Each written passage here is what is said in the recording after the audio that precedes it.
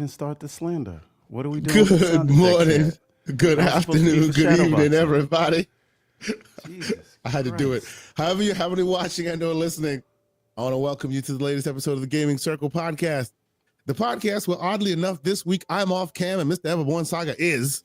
But we're going to have some fun this morning. It's going to be concise because there's not that much going on. But what is going on is fun and interesting, and we want to talk about it. Speaking of that, we got about 2.5 hours to get this all. It's all good. All good. Somebody has to go pick up a bunch of iPhones. Oh, so somebody has to go to worship at the altar of the rotten apple. Understood? Yeah, Understood. It's all good. Me, the It's all good. missus, the cousin. So we're picking up 3 of those. So you got to go wait in the line and wait go in line. like Do I look like bread a noob lines? to You know, hold on, like bread wait. lines. You have to go get your apple because they've doled it out to you. No. Let me. Okay, I need to give you guys. I need to give Apple people a life hack. If you are waiting online outside of an Apple store for a phone, and I say this with all due respect, you're a clown. And I'm going to tell you why. Because if you've been getting iPhones all these years and you don't know what the hack is, you want an iPhone. It is iPhone launch day, right? All you need to do, because there'll be a security guard at the front. They're like, oh, you want an iPhone? Get to the back of the line. All you do is say, no, I need to get some headphones or I need to get my iPad looked at. They'll let you walk right in the store. And when you're in the store, you just say, hey, while you're helping me out, can I get that new iPhone? See, this is how these people get around. I understand. Wait on a line. Are you not only must they mind? get their rotten apple, they must get their rotten apple first. I'm just saying. But I also want to add one other trick to it because they actually, if you don't have an order, they're going to send you outside. The key is you go on your phone, you order it first. They'll tell you, oh, you got to come tomorrow. You got to come the next day. But you have an order, which means they have a device for you. So if you walk in for some other reason and you say, hey, I had this order, they would tell me to come back tomorrow, but I'm here. Sure. You see what these people do? Not only must they worship at the rotten apple altar quickly, they must get in front of everybody else. What a world. Anyway, I'm your host, Mr. Online. Is this a roller coaster? What are we talking about? All the places we communicate. And I am joined once again by my brethren, the man with the life hacks, the one who must always get his rotten apple first, Mr. Everborn Saga. Good morning, sir. What else will you regale us with this morning? I'm just trying to give you the tools that you need, right? But the thing is, and I see you, shout out to MJ Dark. Normally I have them send it to me because they'll send it to you on the first day. But Lady Everborn could not decide this year because normally we just don't think about it and get the Pro.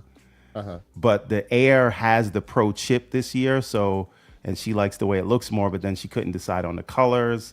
So she needed to see it in person before we made the decision. I was fine. I knew I was getting the navy blue Pro Max. Big back Charlie putting in that work. It is what it is. Oh my God. Good morning, everybody. All right. So let's get into this thing.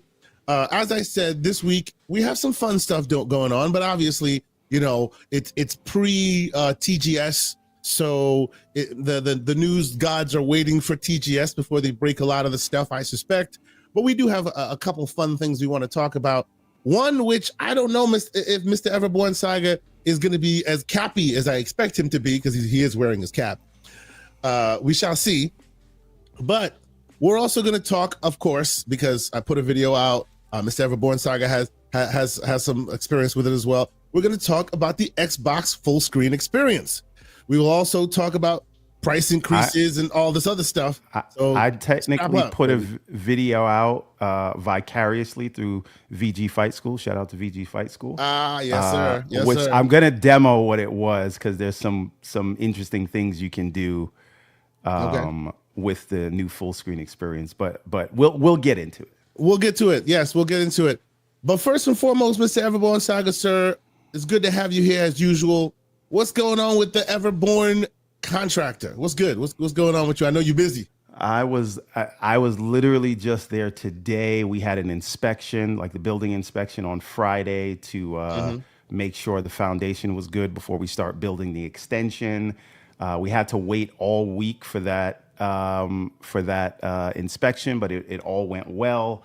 And in the meantime, they are kind of trying to finish the framing on the inside and prep for when the new windows come in, which are that's happening Friday. So we're doing those Anderson windows. If you know windows, you know Anderson's top of the line.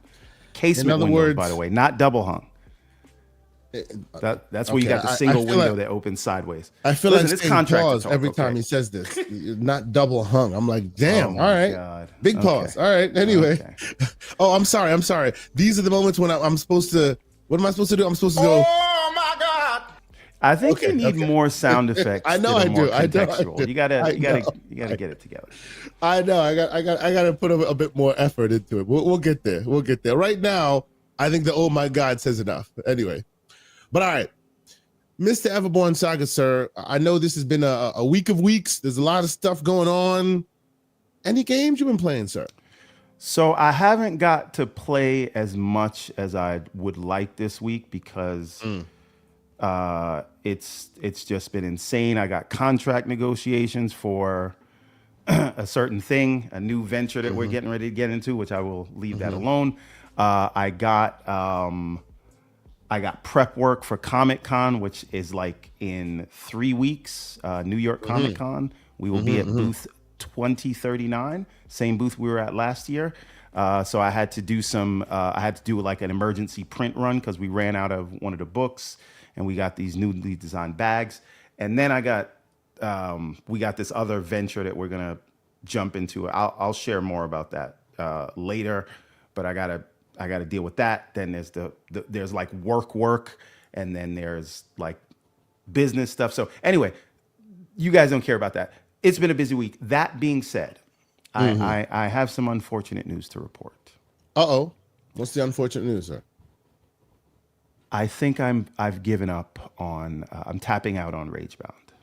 Oh, you are tapping out on Ragebound. Seriously. Tapping out on Ragebound. And it's okay. It's very unfortunate because there are 4 acts, and each act has a few stages. So I'm in Act 4, Stage 5. The final level is Act 4, Stage 6, right? So I'm right at the end, which is why I kept trying to stick with it. But I found myself more and more getting frustrated with the game to the point where I'm not enjoying myself playing it. I'm just trying to get it over with. And this is because the game is designed as an arcade style game. So there's no saving at a checkpoint, right?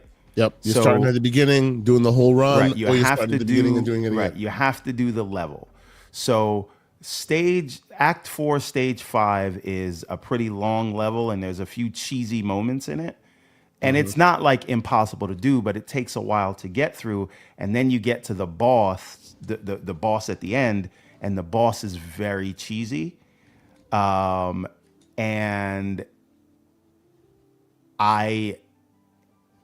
normally I would do it and I would just bang my head against the wall until I get it done, because I can put it down. Maybe I'll play for an hour tonight, just keep playing that boss, and then I'll finally get it. But whenever I put the game down, I have to then do the level all over when I get time to play. So now I have to be in the mindset that I want to play that whole long level and then get to the boss. Yep. Which may take me a long time to do. So be honest. This has something to do with all the other crazy Metroidvanias. I see what Aaron is saying, right? And that is part of it, right? And those other games are kind of making me resent this one. But I will say I was switching back and forth between this and Chronos. So Chronos was on the 4090 and Ragebound was on the Ally X. So I'm able to do both. I can play these other games. And then I think what made it worse is... You said Wiimote. No, I refuse. But what made it worse is that I was avoiding Shinobi like the plague, and then I tried it, and it's just and then Shinobi just like wrapped his arm around you, went right because no, I'm having now. fun with Shinobi, and I'm playing Ragebound in the end like it's a chore. Right, one's fun, Yep. one feels like going to work. So I like. I don't want to feel like I'm not enjoying myself when I'm playing a game. I'm just doing it to get it done, right? Okay. Fun fact, I haven't even touched the Sonic racing game yet. This Right? is where we were gonna go, man. We were gonna Right. go here. I The Man didn't- Caps Daily, and they finally have one that is out and out. Everyone talking about it. It is great. They And you they haven't already played had that with Shadow Generations, but we'll ignore that. please. But anyway, I'm gonna get to it. But my point is, this I think it's a discussion. Like, what do you do when a game just becomes more frustrating than fun? More You work stick than with it anything just else. because you're at the end, or do you just say, you know what, I'm gonna move on? I have always been okay with leaving games unplayed or half finished. But here's like, what about mentally, it what does if not what if bother you're me. 90% finished? There's nothing in you part's that tough. says, you know, That I part is just very tough. slog through Yes. it. And I've been on this last thing, and again, it is not because the game is too hard. It is just that it takes a time commitment to go and go through that whole level and then come to the boss. For someone like me who has maybe an hour, max 2 hours to play in a night. Like if I'm playing 2 hours a night, I'm sacrificing sleep already. Yep. Right. And so it's just the way it is, the way the game is set up. I don't know that it fits my lifestyle at the moment with all the things I have going on. So, and I this is not to say like someone else shouldn't play the game. Like you should. It's great. But I just wanted to point out that it is like That I'm FOMO literally got just you. feeling frustrated Admit when I it. play the thing. FOMO got you. That's I all think this is. I don't think that's all it is. I think that's an element, but it is an element, right? But it is the time thing, right? Do I have the time to commit to play through that whole level, which is very cheesy, and then get to the boss, which is the real challenge. Yeah. Right. Yeah. And I have to think, I'm ready to fight this boss, but am I ready to play that whole level again? And many times I just say, you know what, forget it. They really don't feel like should doing that level get checkpoints in a little closer. They really should get at least to the beginning of the boss. Yeah, that I would be fine with, because then I got an hour. I'm gonna just grind against this boss for an hour. I'll get it eventually. Yep. And the thing is, they put out an update that says, hey, you can continue from a checkpoint, but it's worthless because if you exit the game, you still have to start back. They're saying I can, instead of in the settings restarting from the checkpoint, you can press start and then go to restart from last checkpoint. But that's worthless because if I die, I'm gonna go back to that checkpoint anyway. The beginning. So I can just Yeah, jump yeah, off yeah. a cliff and go back to the checkpoint. I don't need that in a setting.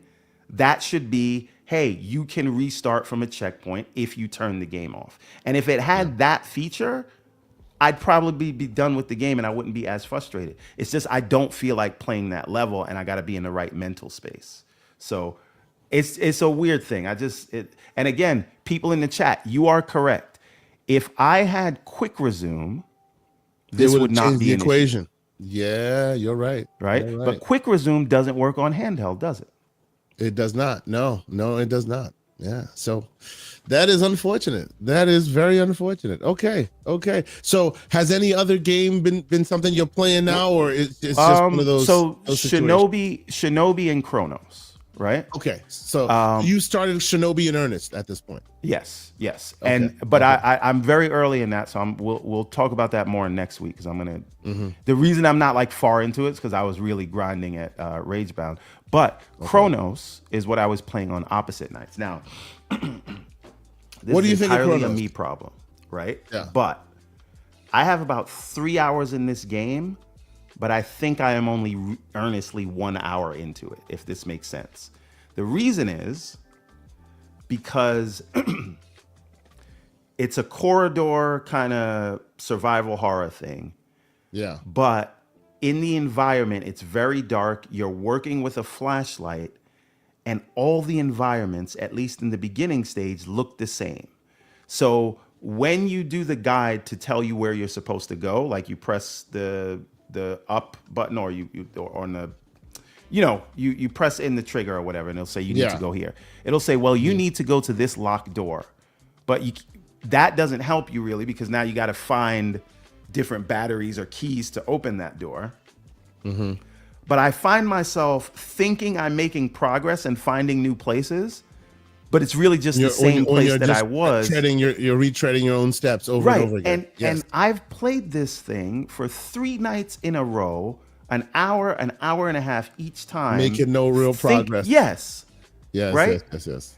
And so it's just like, well, this shit all. What are we doing here? Sorry, I'm cursing, but it all looks the same. And I'm fine. like, all right, I'm tired of walking around like this. Coming back, I was like, oh, I finally made it outside. No, clown, you're back at the beginning of the game. Yes. Yeah, more than 2 hours walking in circles. So yes, that's exactly what happened to me. What'd you say?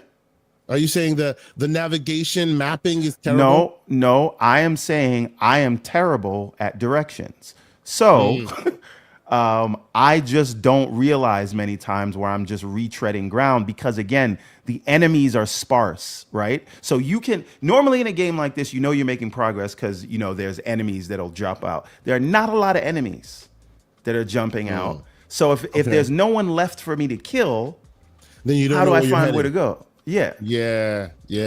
Usually you head to the corridor where there are more enemies, and you're heading in the right path. If you've killed everything already, no more enemies.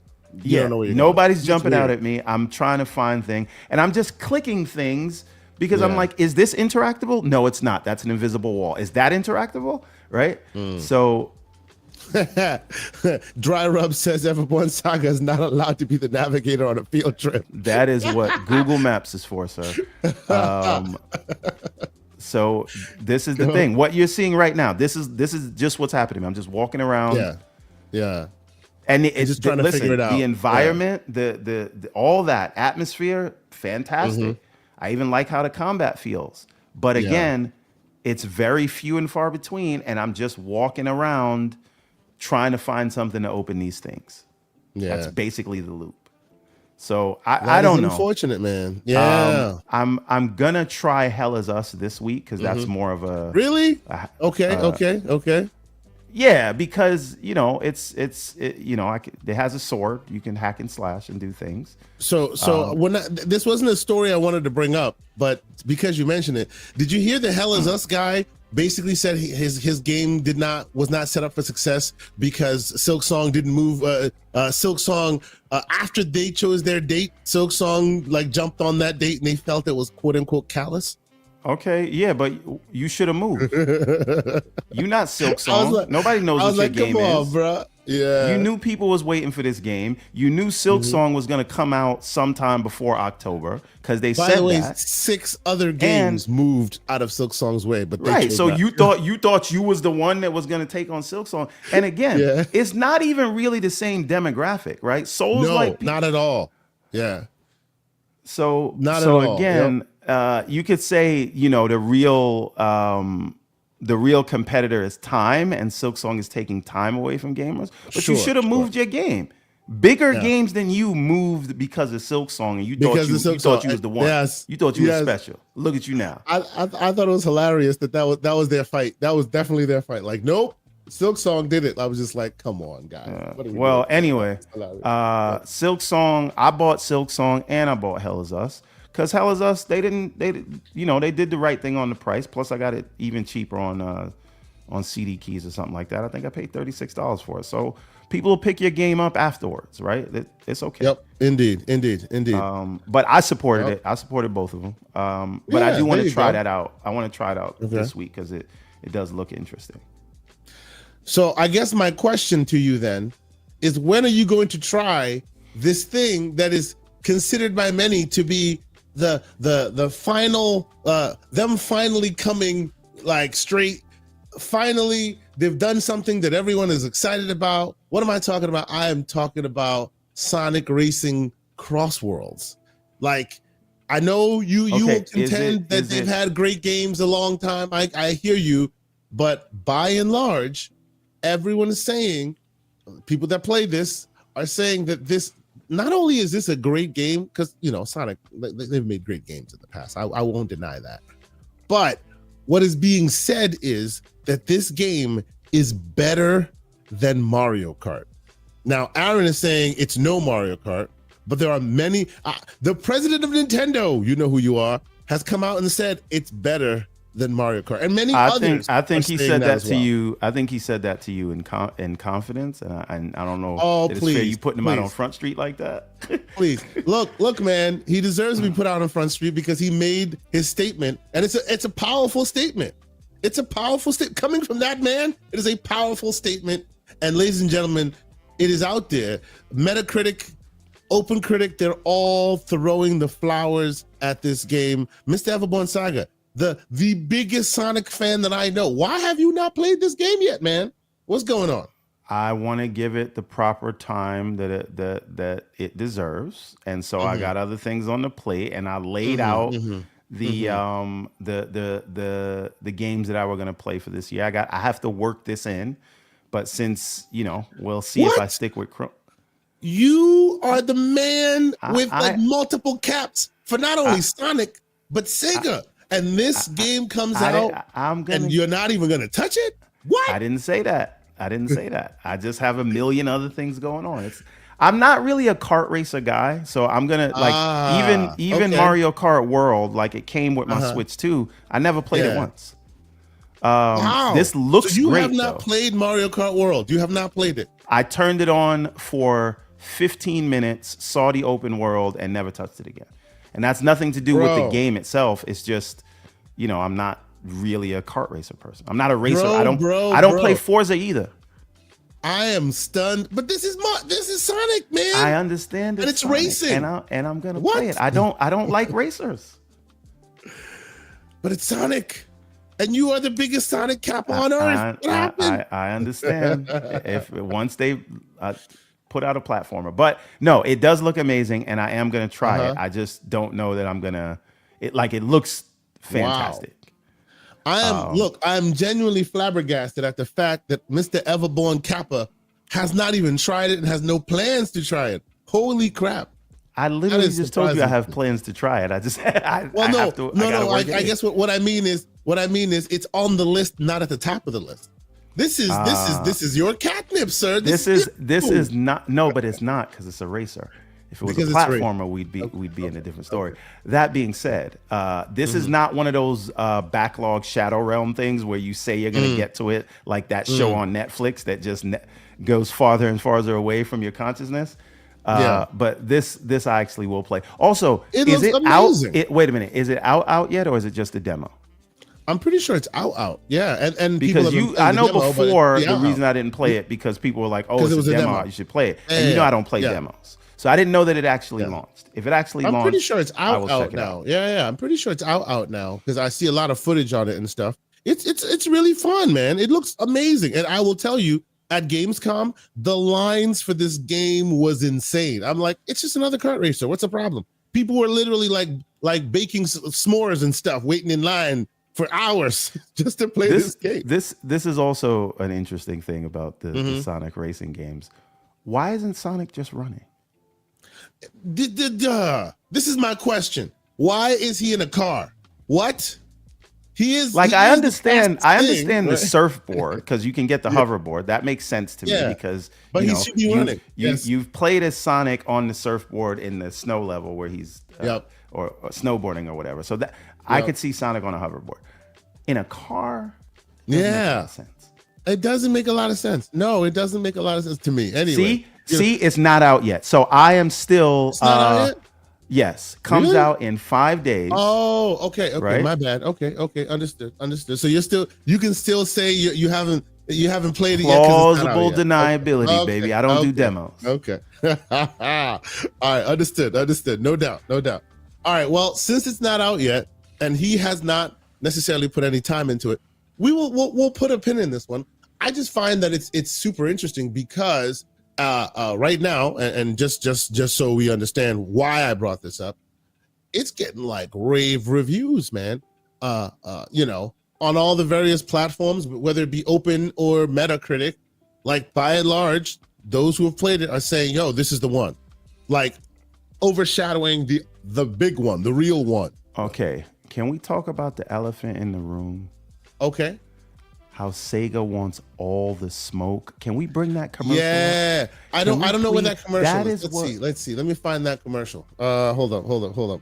So let's see, the Crosswords commercial, Sonic Crosswords commercial. I don't want to play the audio though, because if I do play the audio, it might get someplace. There we go. There it is right there. So is Sega really what on does it he like do? That they're gonna? I feel I think it's a little bit WWF. I think it's a little WWF in that, like, look, they even show you, like, they know exactly what they're showing you there, and then they blur it out only to tell you, you know, it's very much. No, they blurred it out because they didn't want to get the Nintendo ninjas. They don't want the ninjas after them. Exactly. It's very much, Nintendo. What Sega does energy. What Nintendo. Come on. It's very much that energy. Fantastic, and I love it. But you know, because let's be clear and honest with ourselves. They know as much as we all know that without Nintendo's platform, that game still ain't going nowhere, right? So you can Nintendo all you want, you still need their platform to move it. I'm just saying. I mean, that's fantastic. But that's the world we live in. You got the better kart racer on your own platform, you should kind of be ashamed of yourself. That is kind of the energy they are about. That's very true. That is the energy they're about, which is very cool.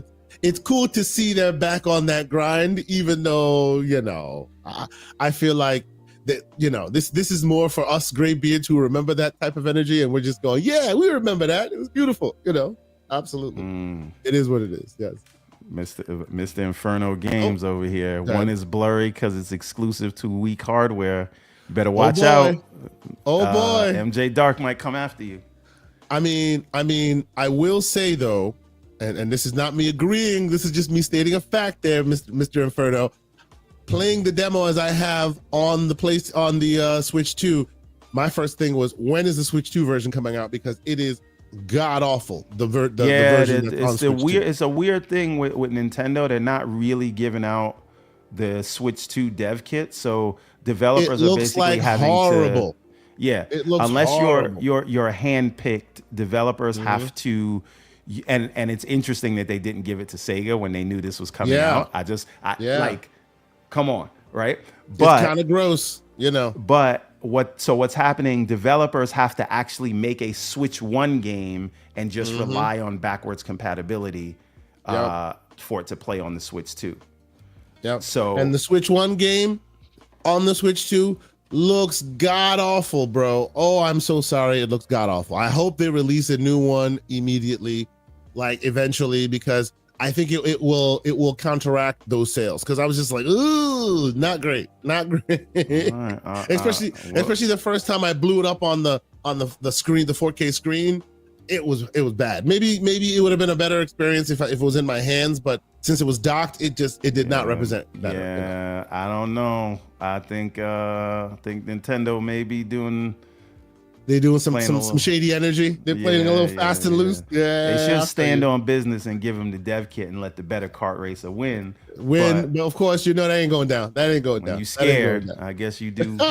Oh, he's talking that smack, boy. All right, real quick before we continue, MJ Dark, the great MJ Dark, with a $2 super chat. He says, "Big back Charlie late." MSI claw up and the Legion go to. And sir, we're gonna put a pin in this one because I want to have that Legion go to conversation after we get to the pricing. Because oh boy, you know, okay. I want to get to the Legion go to. Before though, real quick, another one, the great Soul Tech with a $2 super chat. He says, "Never forget ever broke back Charlie Saka. Please hit the like button." Jesus Christ. You know, I shared something with our community in confidence, and they will never let you forget it. Yes. So I do want to talk more about, have a little tech moment. We can do it later, but there's a lot of stuff going on with Meta right now, and I've been using the Quest 3 finally. You used it now, right? You see what they did? 3 days last week. 3 days. Yeah. Which is more than I've used this thing probably since I got it, right? But they may have cracked the code. But if you got some other stuff, we can come to that later. We can do a tech block. We'll do a little tech drop, but two things. One, the reason why I'm not on cam today is because it's been a horrible week for me. And secondly, because I also want to do this.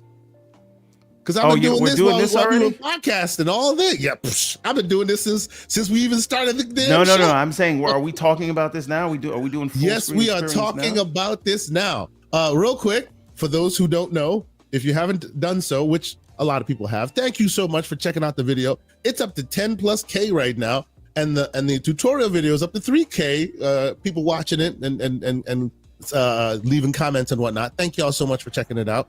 What am I talking about? I'm talking about getting the Xbox full screen experience, as you see right here, on your device. Most devices, I'd say 99% of the devices have gotten it running, except for desktop machines, which can't get it running for one reason or another. I think there is a whitelist or some other kind of barometer that's stopping them from working. We're digging through that still.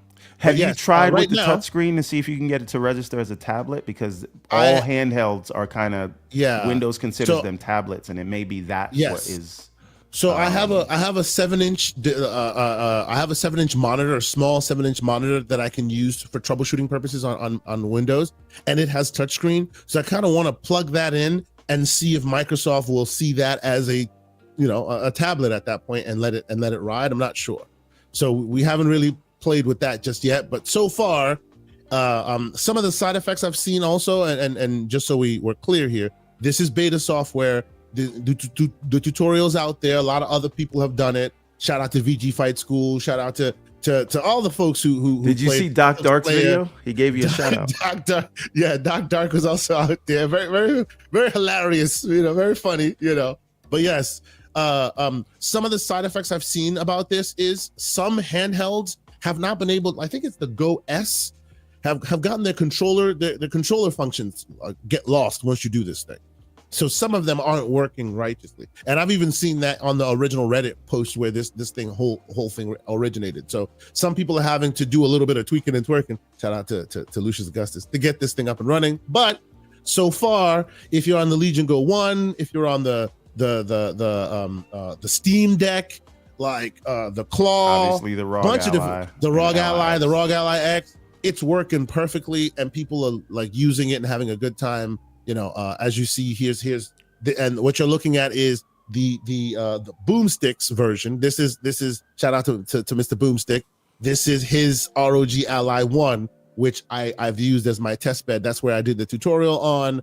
I've been making sure it's ready for prime time for him to be able to use. I will most likely be sending this to him today, so you'll probably see more content from him talking about his experience using this thing.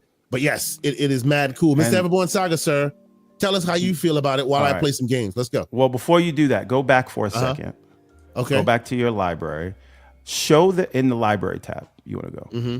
So show them the My App section, because this is a question that I've seen a lot, right? My App, okay. Yeah, it's right above My Games. You were there. Yeah, to the right. My App, there you go. So what they're allowing you to do here, without going into the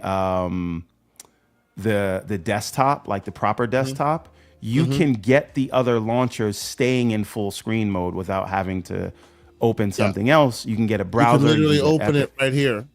Right. You can open and it if you don't have it installed on your system, you see that it gives you the option to download it. Option to install it. Yeah. Right. There's actually some oddly, and I haven't done it on this thing, talking about that. There's some odd pro tips that could actually really get you a little further beyond what they are allowing you to install, because yes, they are allowing you to install those apps right there, but you don't even have to deal with what they allow. You can actually roll your own. Like, it's kind of fun. That there's an app store in here, right? The widget store. You can download one launcher and then put your own shortcuts in the thing, even ones that aren't necessarily geared towards, the GOG store or any of those stores. You could put anything you want as a shortcut in this thing, and then when you install it, it becomes part of the full screen experience. Now, here's another thing I'd like to highlight to people, and if you may allow me to add my camera to Absolutely, the stage. absolutely. Yes, the man's on the stage. You're a little blurry. There you go. Yeah, it'll. There you go. It'll sort Yeah, itself let out. it sort eventually. itself out. Yeah, there you go. Yep, you got you. We got you. Yep. So I have not turned this on since yesterday, so we don't know what we're gonna get. You're still But, mad blurry. You need to do one of those. Yeah. Yeah, I'm trying. It's because it's like an autofocus. I know. Yeah. It's a weird autofocus thing. All right. Well, get the screen on. It might help. Yeah. All right. So. Or you may want to like play with the camera's the filter, the lens. Yeah. To kind of manually zoom it if you can. All right. There you go. That's a bit better. Much better. Much better. There you go. Now here's what I want to show you guys, right? Maybe you happen to be a weirdo Xbox hater, right? Okay. And you just don't like want to you. see you don't want to see this Xbox user experience, right? Yep. Because I see a lot of people like weirdly don't like they game on Windows. They've complained about the user experience in Windows, and then they see this, and for some weird reason they hate it because they're weirdos, right? I think you should still be excited about this because you can, as soon as you start it, just close the Xbox app and you can run in big picture mode, and you still get the benefit of all of this with the memory improvements, the background processes shut down, the task switcher, right?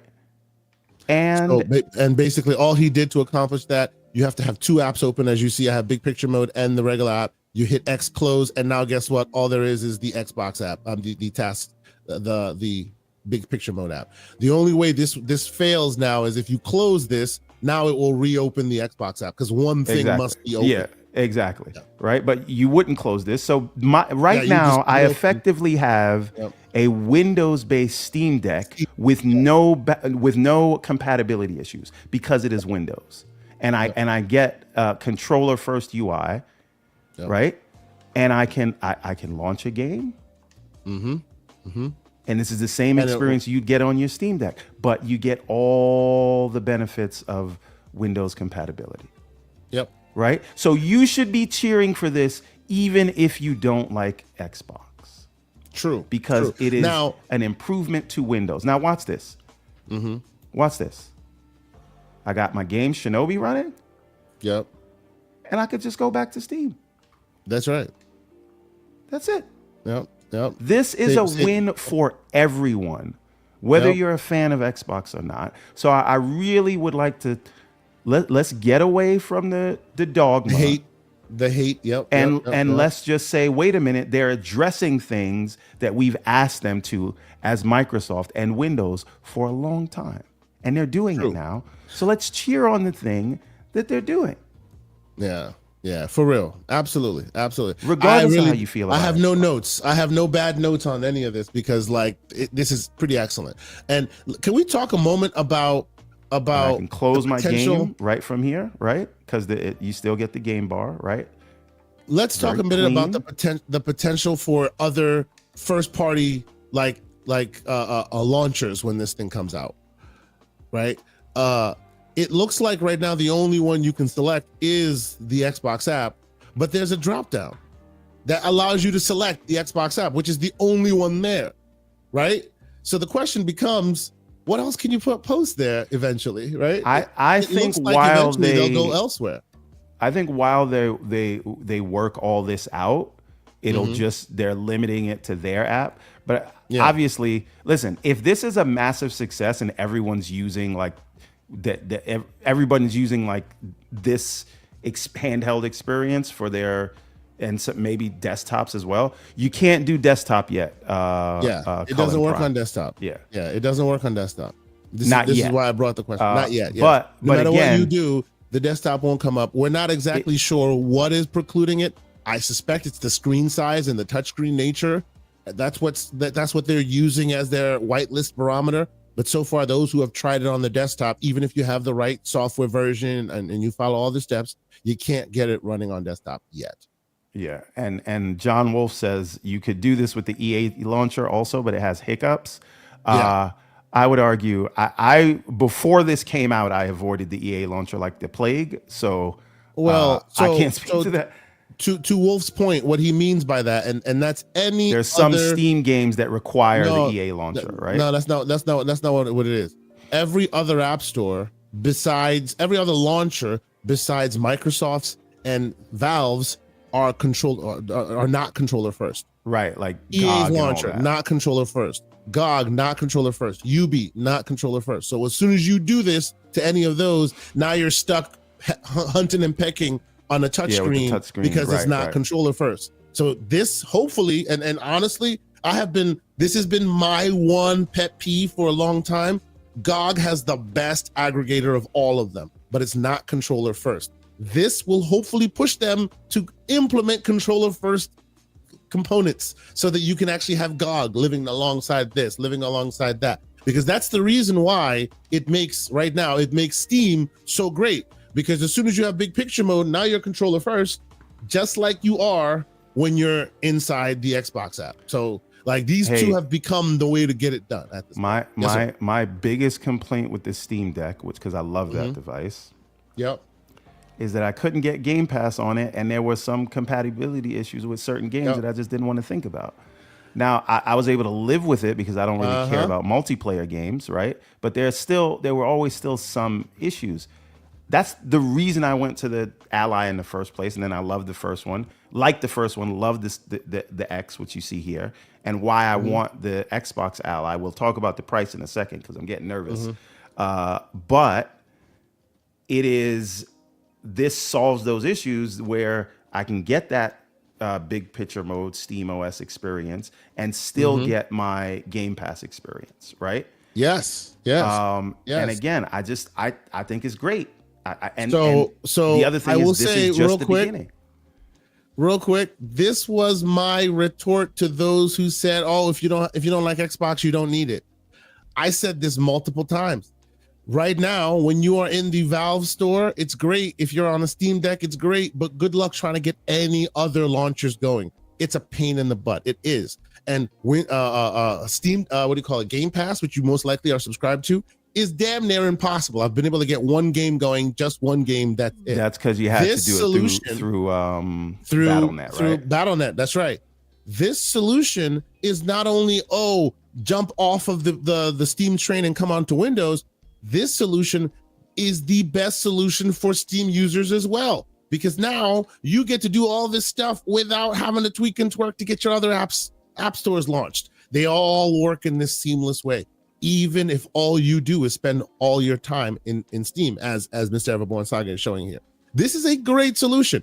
At some point, I don't know, I can't prove it, but at some point I suspect that either Microsoft will or somebody will find a way of saying of choosing Steam or big picture mode Valve as the app that launches from boot. Then you don't even need to have the Xbox store up. But the thing is, like, even if that doesn't materialize or it takes a while to materialize, let's clarify all, like, if you if you actually restart the device, then it's going to boot directly into the Xbox app. But as you just showed, if you open Steam and then close the Xbox app, it's gone, and the Xbox app won't come back up unless you call it, and or you restart the device, right? Yeah, or you close everything, then the Xbox app by default launches. But you don't need to do that, right? You can definitely just like go put it into suspend and then unsuspend it when you need it, and boom, everything's right back where it was. Yeah, that's absolutely it. And now you're in whatever launcher you want to be in. So what I want to see from the Xbox app before I use it as my main over big picture mode is I need them to solve the issue with the metadata. Yeah. Right? Well, it's not ready yet, right? This is still not ready for Gen Pop. I want to see version 1.0, how that looks like when it's ready, right? Because I'm going to show you guys what I mean. Well, this is what he means. Look, right here. See these two? These two are Steam games, and one doesn't show any logo at all. The other one shows just the straight icon logo. And if you look down, no metadata at all. It's just straight up play. So it should have all of the information. Yeah. And versus if I go here, I got all this info about the game. You got all right? the metadata. Yes. So yes. what I would like to, and the interesting thing is, let's say you went to Shredder's Revenge and you have that installed on the Xbox app through Game Pass, and then you have it also in Steam. The Xbox version will have all the art, it'll have all the metadata, and the Steam version is just, like bare bones. So there are solutions for this right now that launchers are using today, and I understand that as Microsoft, they can't really use those solutions because they are Microsoft. Right. That's literally the point. They are Microsoft, right. so they can't use those solutions. Yeah. Right. So they just because the concurrency that would be required, the security things for them to ship an app that might be loose, so they're not going to use like a public API. And by the way, all these other stores that have been doing these things, those servers, if you will, are being used best effort, right? Oh, give us like a Patreon or a donate to our efforts because we want to keep it alive. That's the only reason why they exist. If Microsoft starts tapping into those, that is totally unfair of them, and those people will complain, as they should, right? Like if you're $1 trillion company tapping into this existing ecosystem, you should be paying for it. Versus, Play Night and all the others who are just open source tools tapping into it every once in a while. So if Microsoft is doing it, they must roll their own. That's literally what it is. Them rolling their own requires them working out a deal with Valve, with partners and all of that. Can we create a big API that'll like surface people's entitlements so they can just download their own games directly from the Xbox app? And Valve's going to have to say, well, if I do that, you're not incentivizing people to come to my app, and then maybe people end up buying something in your store instead of my store. And I don't know if I want that. So that's something that they have to work out on the business side. But in the meantime, what I'm just looking for is I want the other launcher games to at least have proper art when I launch the game.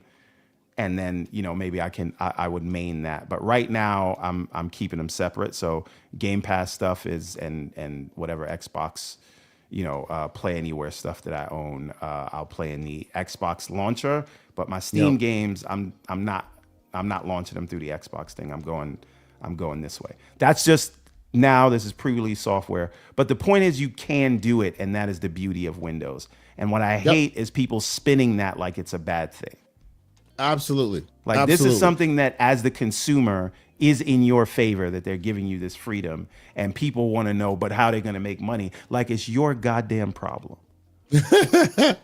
Who cares how they make money, ladies and gentlemen? It's not important how they make money. I'm sure the multi-trillion-dollar company has it figured out how to has a plan. Yes, has a plan. What you should be worried about is your pockets. That's right. How you're going to make use of this and make benefit of it. That's right. Yeah. So anyway, I am through the moon over this user experience, and I'm waiting with bated breath for the Xbox Ally, because again, it will be the third iteration of my favorite PC handheld brand, and so I'm in the bag already. But you can, because if we're going to talk about it, they might get cute with the pricing. Right? Oh, let's go. Let's talk about this. Because we'll talk about what they did with the console, but it is less than 30 days before this thing comes out, right? 26 days. Yeah. And we don't have a pre-order date or the pricing. And if it was going to be a good price, let's talk pricing for a moment. But as we're talking about pricing, before we get there, I think we need to thread the needle of pricing. We'll get back to this handheld pricing, because we need to first and foremost talk about what happened as far as that pricing elsewhere. We will. I just want to say one thing about the Ally thing, right? Yes, we're going to come to the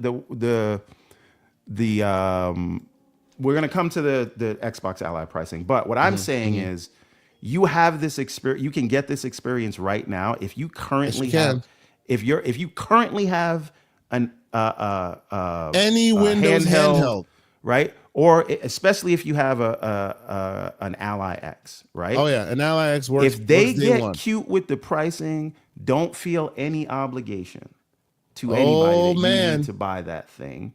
You see, now So you're starting to sound like a legionnaire.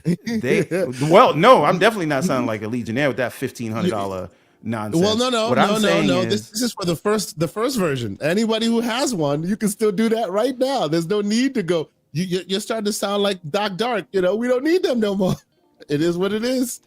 right. Well, I mean, Yeah. I want it for other reasons, but my point is, don't let them get cute with the price and feel like you gotta And feel like you're forced. right? Yes, absolutely. You get it because you want it, right? So my tap out price on that, and I know we're not talking about it right now, but my tap out price is anything over $1,000 for that Xbox Ally X. I'm sticking with what you see here with the full screen experience if they go higher than that. But my whole point in this rant is you don't have to, if what you are excited about was only the interface, you can get it on any one of these handhelds. So don't let them rake you over the coals. Like we said from day one, right? Well, like we said from day one, the exciting thing here is the software, not necessarily the hardware, because the hardware is great. The hardware is a little bit exciting, but I understand what you're saying. Look, you heard what I said. The hardware is great, and I said I was down to buy the original Ally, not the Ally X, like the Xbox Ally. But at the end of the day, because the hardware is very capable. Y'all saw me use it. I put videos out and all this. Very capable, clean, wonderful hardware. But for me, the excitement here was this device, was this software, right? With the software here, it gives you far more options to maybe not like be artificially forced to go that realm or not. And real quick, because people have asked, let me also do this. Let me maximize real quick and show you what it looks like when you're going into desktop. Look, you'll need Windows keyboard and mouse to get there. Check this out. And now you're back into the standard Windows fare. You don't like it, you want to go back to your thing, you press the button, you go to settings, and then you can go right back into the experience. And actually there, it asks you, do you want to reboot? Because that's the best way to get it, or you can do it without the optimizations and then you're back in full screen mode. So there's that, right? So you can always go back to full screen mode if you so choose. It's quite easy, quite like wonderful, well thought out to do.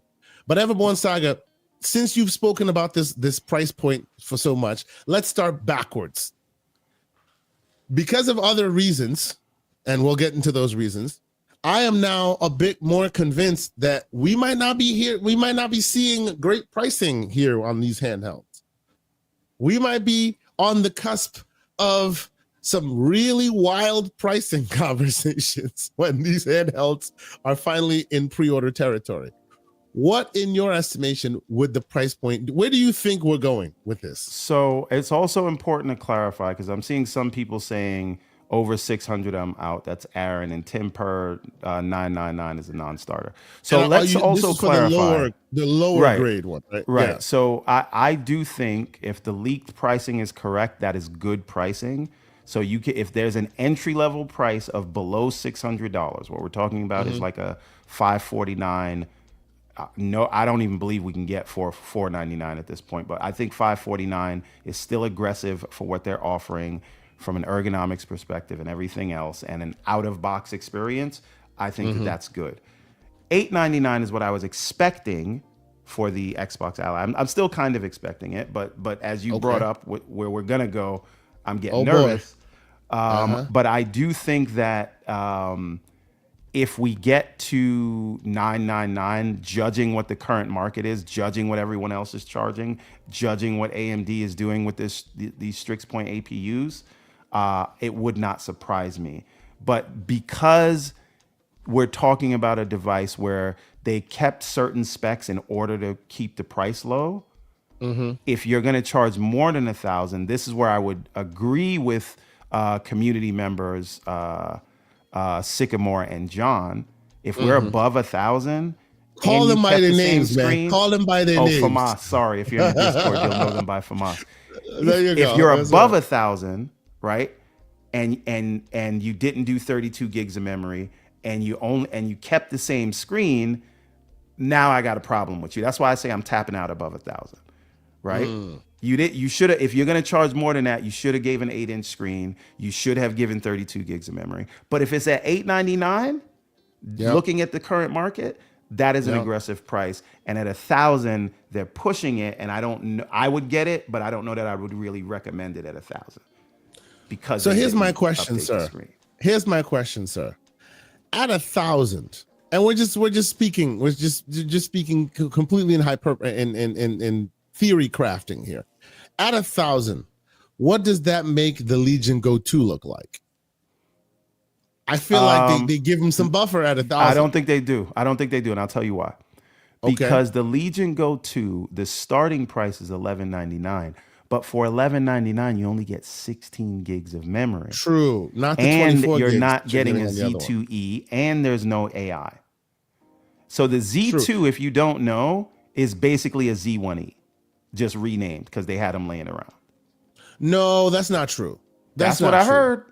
No. Correct me if I'm wrong. No. The Z1 and the Z2 are two different chipsets. The Z1E is 8840U's little brother. They took some components away for the Z1E, right? Z2E is the not Z2. I'm not 370. talking about the Z2E. The Z2 is. I heard that is the. I heard that the Z2 specifically, not the Z2E. The Z2 is a Z1E by another name. Well, okay. Yeah, look it up. Just go look it up because I understand what you're saying, but from a power level, you could say that. You could, but it's not. It's a newer process that has been. Look. The TLDR here is, and yes, I know you're correct in saying what you're saying, everyone, and even MJ is agreeing with you. The problem I have is they should have never renamed these things in the first place. So it makes it all kind of gobbledygook, right? The chip that's inside the lower grade Ally is basically a pro version of the Ally of the Steam Deck chip, but by a different name. They have been doing a lot of shady naming scheming to kind of confuse the consumer, which I completely think is kind of craven, but it is what it is. Is this an AMD thing? I want to clarify what I'm saying. Not the Z2, not the Z2A. Yeah, you mean the Z1? No. Let me say what I'm saying. Sure. I'm saying not Z2E, not Z2A, not Z2 Go, specifically Z2. Okay. It is literally them taking the Z1E chips that they had laying around and putting a new name on it. That is a Z1E. You can look this up. So let's look it up, and whatever Born is saying, and which, hey, it is what it is, right? The Z2 is the Z1E that was inside the ROG Ally-X, and they've just renamed it and called it the Z2. So where the Z2E the Z1E used to be the roof, it has now become the floor and been renamed to the Z2, right? Yes. Okay. Right. So every time you see a Z2, basically expect Z1E from ROG Ally-X. Basically expect the chip that is in Everborn Saga's device that's right here, because that's the Z1 Extreme, right? And that Z1 Extreme is being renamed to Z2. Again, and shout out to you. Thank you so much for checking out the content. Again, shady naming schemes. And they allow, Again, this is why I'm saying I don't even think the Legion Go 2 base price is even comparable, because it's you're getting so much less. Now, that's why, if we're talking about the Legion Go 2 with the $1,300 model, now you have a Z2E with still no AI. Hold on. So what you're describing now is, if you buy the entry level Legion Go 2, what you're getting is, from the innards, from inside, you're getting less memory, the same chip as the ROG Ally-X, and an 8.8-inch OLED screen. And how much battery is it? Is it also 7.75 point still? No one has confirmed that yet. Okay, I don't know. So they basically put an OLED screen, an 8.8-inch OLED screen, onto basically the Ally-X and called it the Legion Go 2. Yes. So if you actually want the real Legion Go 2, that's the $3,500 one with the Z2 chip, with the Z2E chip that does not have AI. But again, AI is the misnomer because none of them really had AI. Microsoft just put a couple AI, put the tops in the ones they wanted. But otherwise, the Z2s themselves, the Z2Es themselves would be AI-less, as they all tend to be. And also, I'm just looking at the description now. So the Z2 is still a Zen 2 architecture. Yeah. It is still the 780M GPU, iGPU, right? So it's not an 890M, it's a 780M, which is what is in your current Ally and current Legion Go. Yeah. Right. So it really is the Z1E. When you hear Z2 and no extreme at the end of it, it's a Z1E. It's a Z1E. Okay. Which, let's be honest, that is them doing what they do, and I personally think that's a little that's craven behavior, as they tend to. It is what it is. What are you gonna do? Okay, so it makes it even more egregious in its price point. But I will say, in a world where even the quote cheaper ones are kind of bad, like as far as the price to performance it goes, these high end ones are not looking as bad. I was hoping that Microsoft would come out with like Microsoft / Asus would come together and they'd show you hardware and you'd be like, wow, and then they'd show you a price point that would gobsmack you, but that's kind of tough, man. That's kind of tough. And MJ Dark is disagreeing with you. He says, I disagree with Everborn Saga. The base Legion Go 2 should be at least $950, but it's the same power and that OLED VRR starting at 30 frames. That is a very good point. Yeah. So what he's saying is, even though it is a lower grade spec and even though it is very much a small one, last gen's chipsets and all that, there is, if they had struck the balance at like 950 or even just straight up 1,000,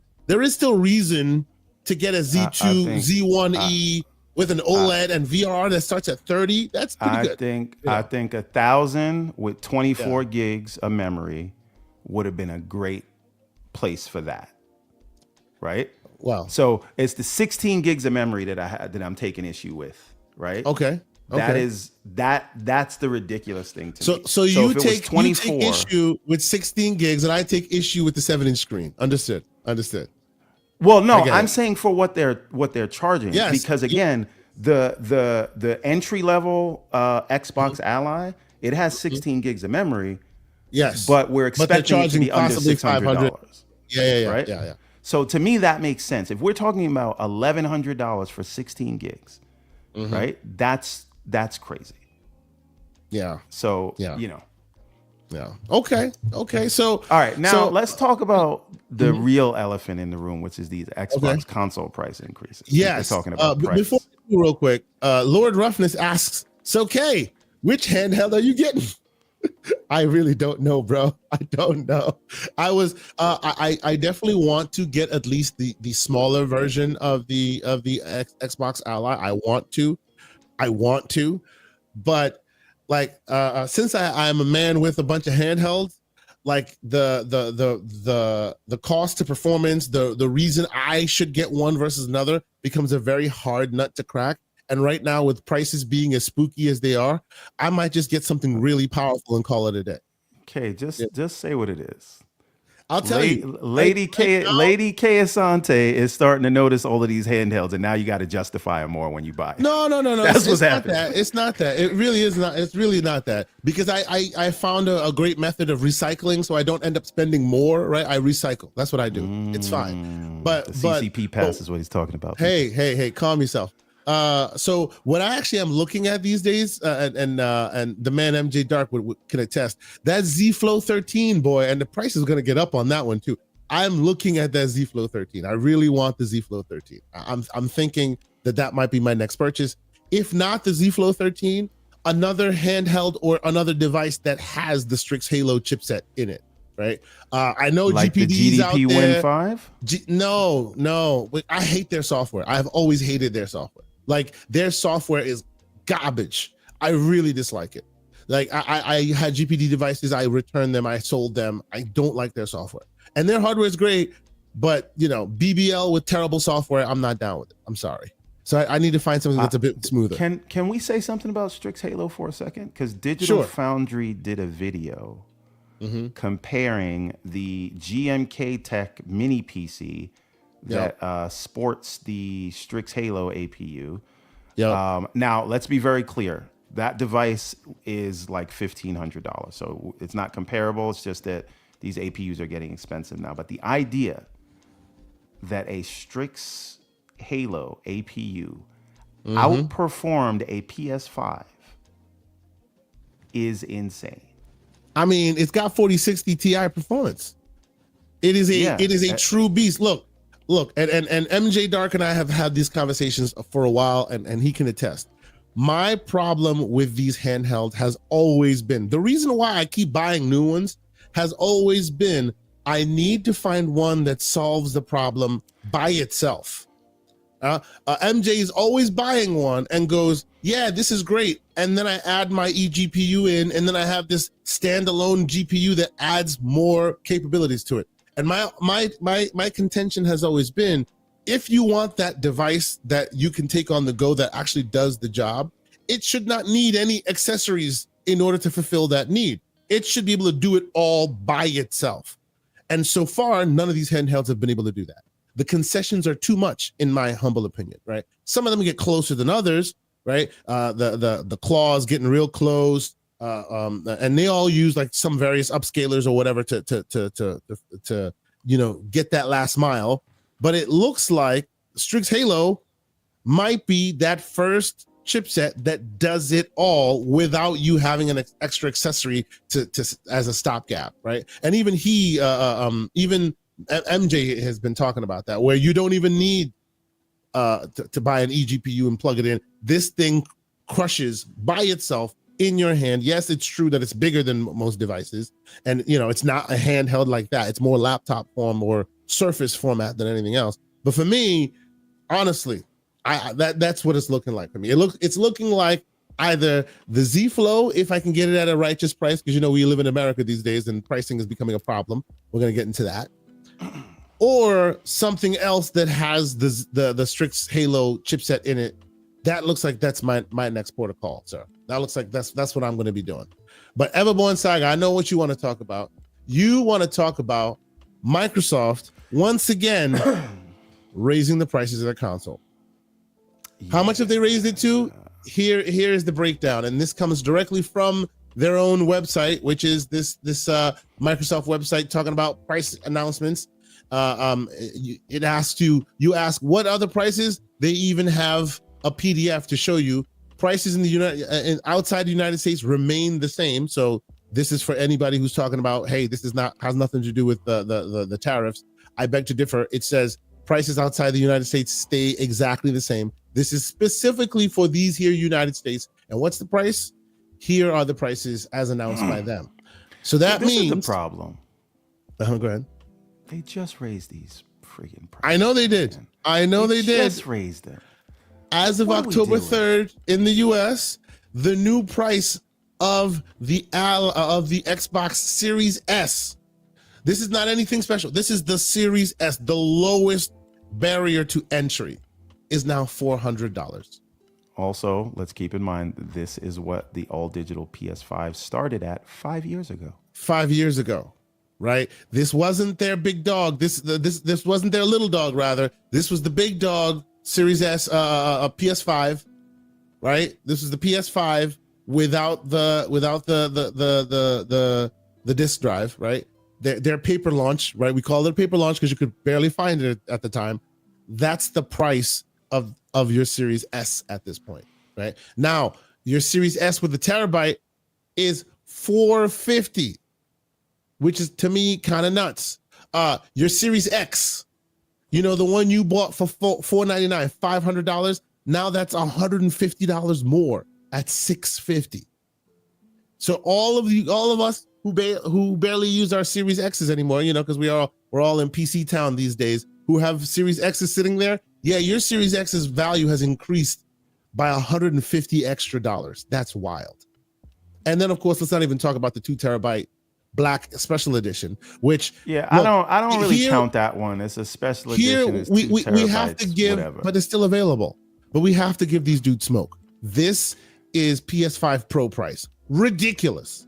Because at least the PS5 Pro purports to give you something, even though I think it's not enough. But at least they're trying to do something. What these dudes are giving you, power. Sure, but these guys are giving you just shiny dots on literally the outside cover and a 2 terabyte drive. That's it.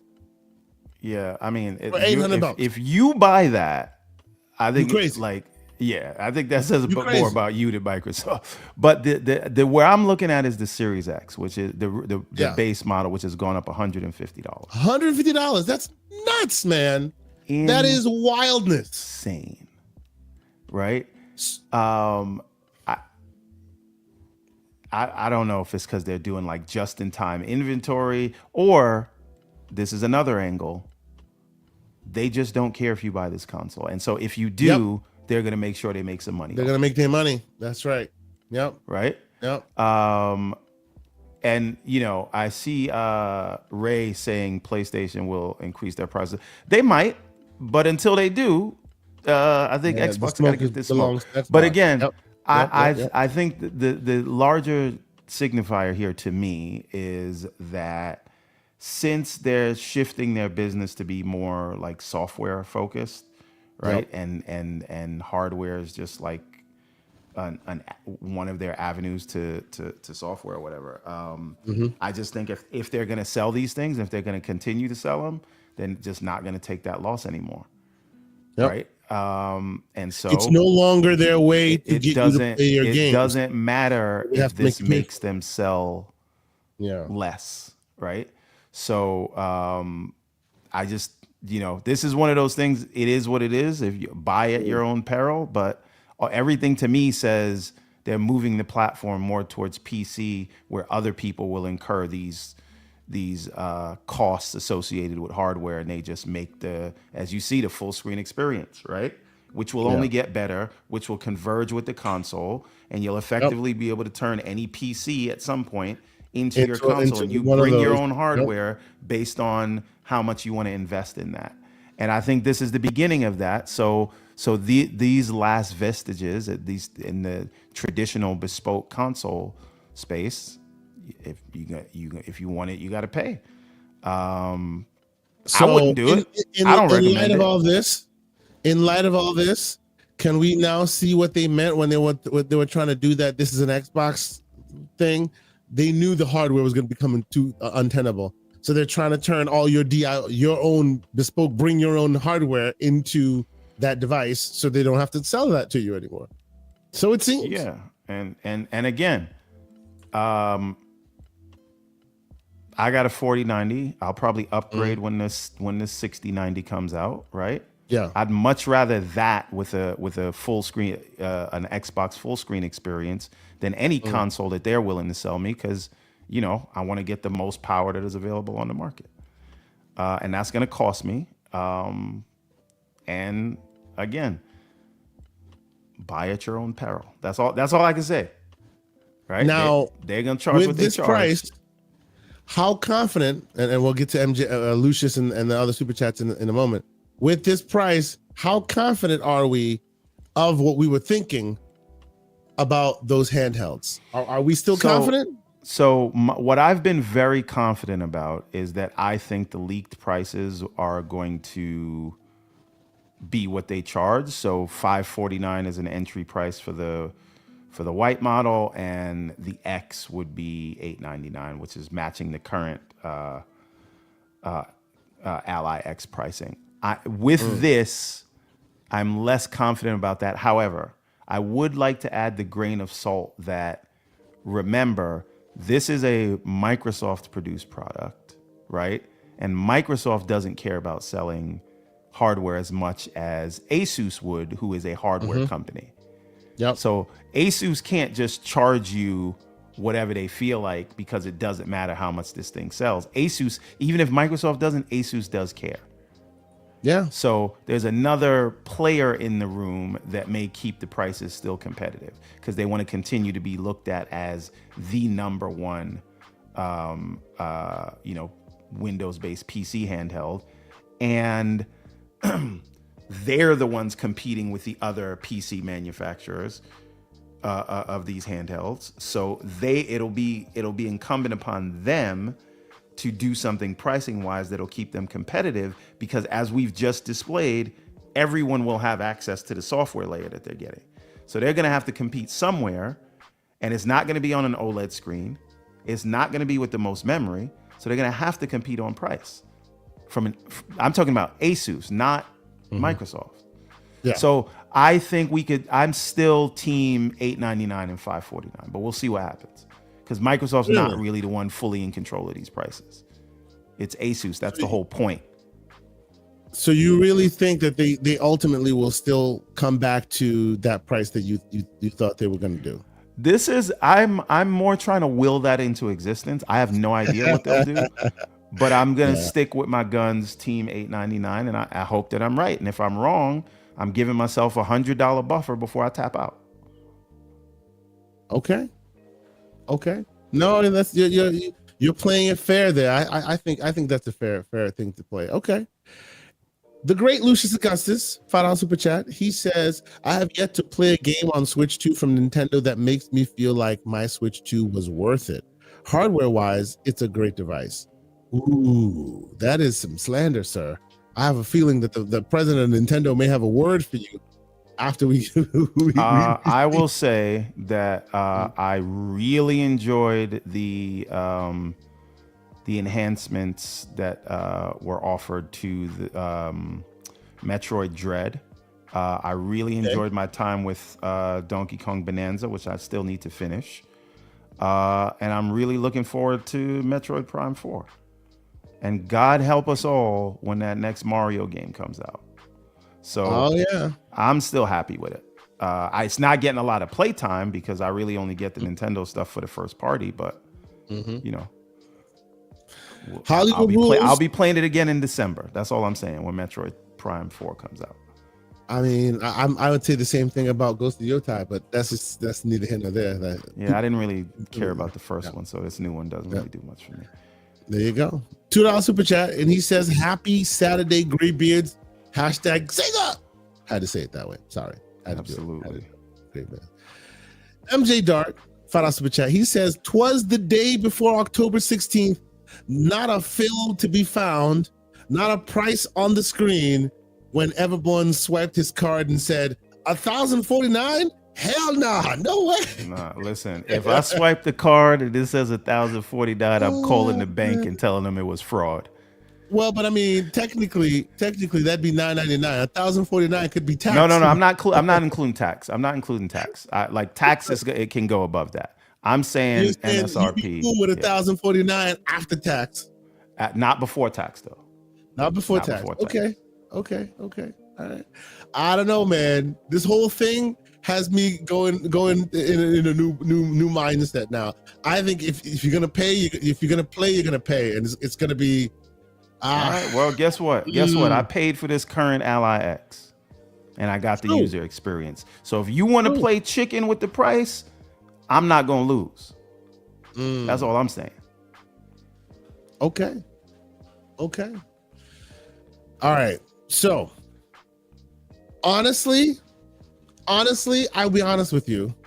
I don't think after all of this, I don't think the hardware is gonna surprise people. I have a feeling we're gonna be in uncharted waters. People are gonna be a little upset. I gotta feel that way. Especially because of all this conversation, right? Like I genuinely feel like, and if you read all the narratives, right? If you read the narratives, it's not looking good, man. I don't know, bro. That's fine. I'm still team $8.99 and $5.49. I'm 10 toes down, so we'll see. I'm just giving you the alternative if I'm wrong. Okay. So, all right. And unlike some other people, I can easily admit that I might be wrong. Are we shadowboxing again? Is this you didn't do the sound effect? Yeah, Seriously. so Pixelbit G with the $2 super chat. He says Pixel said MS don't care about hardware. He They did. may not, but Asus does. And it is not Asus just does, yeah. Microsoft selling it. So this is why Yeah. I'm still team 899. Yeah. And Let's give the man his flowers. He did say Microsoft don't care about hardware. Like way back when. He said, nope, they don't care. You know, it is what it is. And you know, we at the time we were like, we're not so sure. But now it started to look like the man was on to something. I'm just saying. Shout out to Doc Dark 1985. The great Doc Dark is in here with a $5 super chat. He says, thank you, K Asante, for the technical support. I agree with Everborn. They better be careful with the price. I already got the full screen experience on my Ally. This is what I'm saying. You can't win me with that. You better do something with the price. We look, this might be what we're saying now, but because of that, they may just go, oh yeah, bloop, all gone. Nobody has it anymore. Then what are we gonna say? They could easily like come out tomorrow and just like put the kibosh on anyone who had it before. They could do that. Like the dinosaurs in Jurassic Park. Life finds a way. We'll get it. Okay. All right. Well, so this week we said we keep it concise. We have 30 minutes until 2 hours. You wanted to talk about the Meta thing. What do you have to say, sir? Let's get into that. Okay, so I'm becoming a VR conscript because I've been very skeptical. Now, understand, you're talking to someone who every Oculus from the first one has been a supporter of this thing. I get the new devices when they come out. I've had every Quest, right? I've had all. You had the Rift as well? You had the Rift? I had the Rift, yes. Oh yeah, me too. The Quest, I got all of them on day one because the idea of the technology fascinates me. The implementation has always been lacking. And I'm basically like a fan from afar. I'll get the device, I'll support it, I'll try it. Okay, these are the advancements, and then I put it down, never to be returned never see it again. until whatever, until the next update. Yeah. So and again, I still subscribe to those channels. Like, oh, there's a new update. Let me try this new feature. Oh, that's cool. Put it right back down. It's not practical for everyday use. Now, since the Vision Pro came out from Apple, which was again $3,500. What did we say? We said they would steal all of the homework. Right. All of the homework. What have they done? We demoed this and we said Apple has once again figured out that user experience, right? Overkill on the tech, overpriced even for the tech that they offered. But the user experience, they got it. And since then, Meta and Quest and whatever you call them have been slowly but surely picking away at each of those user experience implementations that we saw in the Vision Pro, right? So from the way that content is displayed, from looking at your PC to turn it into, to bring it into VR by just looking and nodding, right? All those things that you saw in the Vision Pro UI, they're piece by piece all been brought into the out-of-box experience for the Quest. And I've looked at it now, and they've got the new Hyperscape thing, which I'm going to try today. They have demos of it where they can render ultra realistic rooms, but now they've added hyper realistic captures. So you can now scan your room in photorealism, right? You'll be in that virtual space, and you can invite someone to come into your virtual room. So when they're talking to you, have you tried that yet? They're in the room next. I'm going to try it today. I've used the Hyperscape, but with someone else's room. I haven't used it, scanned my room yet. So that's what I'm going to try today. But the biggest thing, and I think that this is the killer app for VR more so than games, is the new TV app, which is right. It's the viewing experience. So what they're doing, they've created this 3D app, but it's more like a flat app that's in 3D that you can throw on a wall. And it has all the apps. So if you have an Apple TV or a Google TV or what do you call it? A Fire Stick or something like that. Yep. They basically recreated yes. that experience where it has all the streaming apps, right, that are right there. You can sign in and then watch a movie, and it slightly dims the background just so you have the ambiance. Throw it on the wall, and you'll feel like you are sitting in a movie theater, right? Yep. And you can invite someone to, if you have another headset. But again, you can buy 2 headsets for $300 each versus $3,500 for one. And you guys, instead of going to the movies, can watch something that is in high res on a movie screen right in front of you, and it's all like simple to use, as easy as using an Apple TV. That, to me, forget about all these tech demos and all this other stuff. Being able to watch content like you're in a movie theater is next level. And the reason I know this, right? Because you did it with wifey, right? I showed it to my wife, and she was like, "My God, we should watch a movie like this." And because this is how you test these things, if it's ready for prime time. Can you give it to a casual? Can you give it to your grandmother? Can you give it to somebody? And will they, 1, be able to use it, and 2, be interested in? And that is what I saw with this new viewing experience. And it's so cool because if I turn my head to the side, I can just lean out. If I'm in like that VR experience and somebody's talking to me, you lean out and it sort of fades out whatever's in VR, and you're seeing the real world right there. So you can lean your head out and talk to someone if they're talking to you. Not to mention you're already in AR, so you can see them anyway.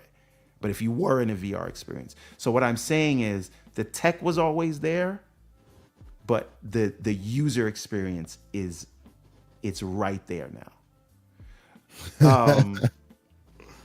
Is there a full game experience? So there is the Xbox Cloud. You can game pass. I haven't tried that yet though. I have. It's not bad. It's not bad. Low latency, pretty good. It's depending on your internet. Here's the thing, Doc. You are a man of culture, so you game on PC, right? The remote desktop feature allows you to just look at your PC screen. Like literally put the headset on, you're in AR, look at your PC screen. There's something going to come up on your screen, like in VR or AR. Yep. You say, yeah, I want to bring this into AR. And now you have your computer screen right up there in the world. Make it 50 feet large if you want. And now you can just game that way. Yep. Right? So this is the thing. If you're already on PC, you're good to go, right? And this is stuff that is built in out of the box. That's the interesting part. It is not just something you got to tweak and twerk to do. They set it all up for you. You go into your settings and you just say, turn on remote desktop. And now when you look at the device, it'll pick it up.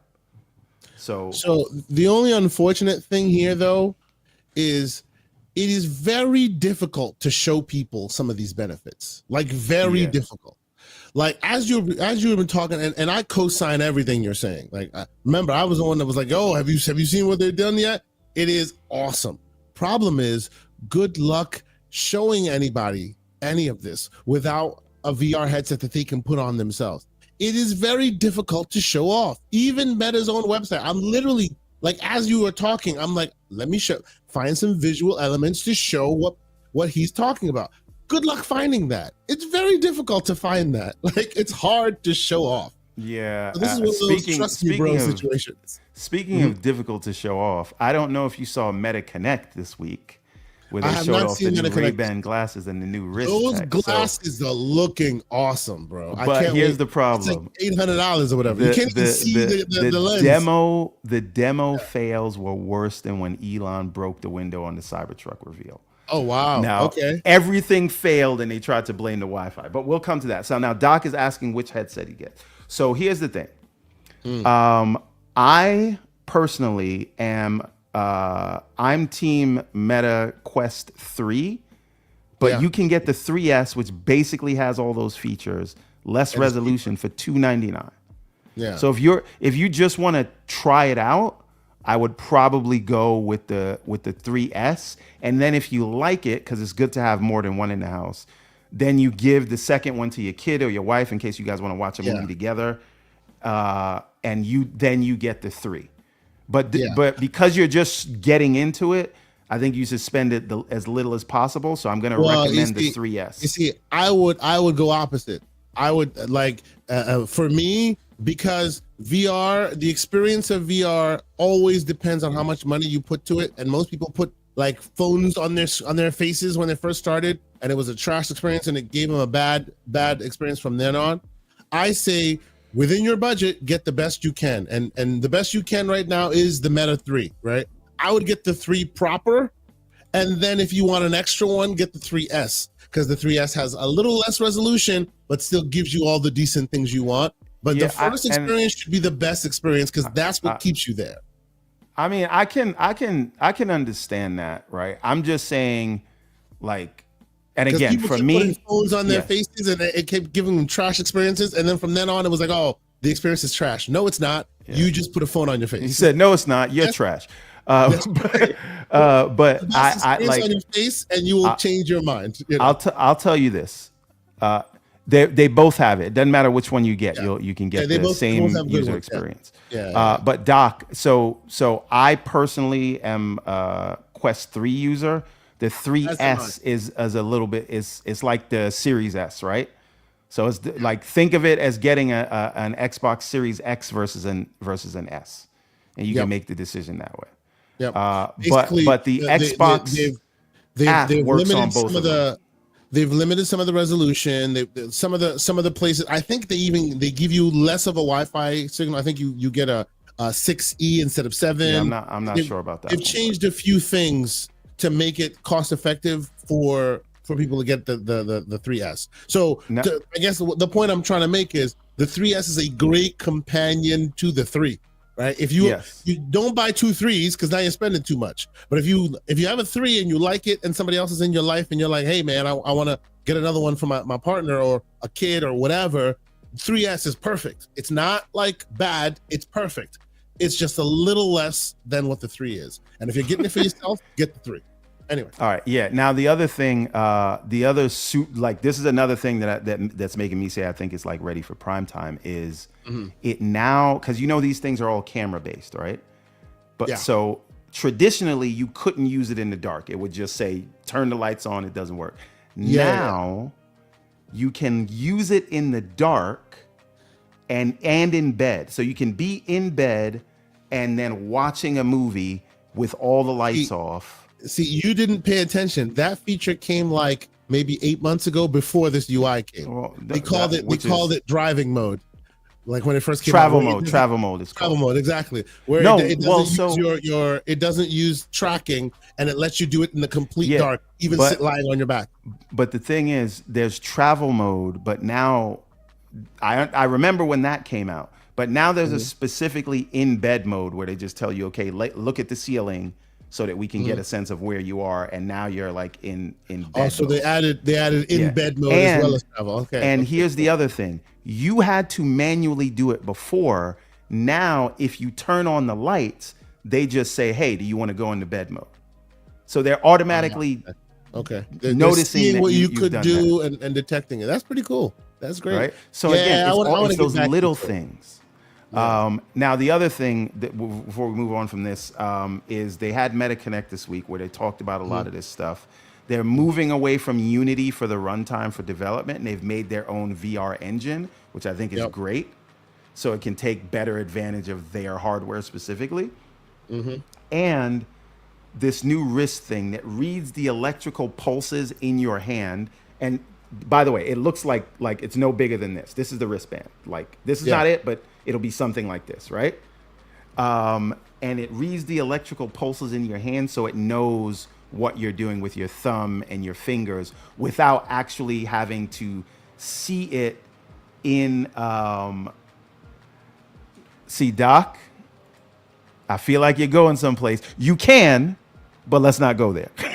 Hey now, what are we doing? Hey, okay, all right, yes. But so it allows you to control the user interface for these Mm-hmm. glasses, but I imagine it would also work when For they the VR, update it regular, yep. for in VR and on the Quest, Yep.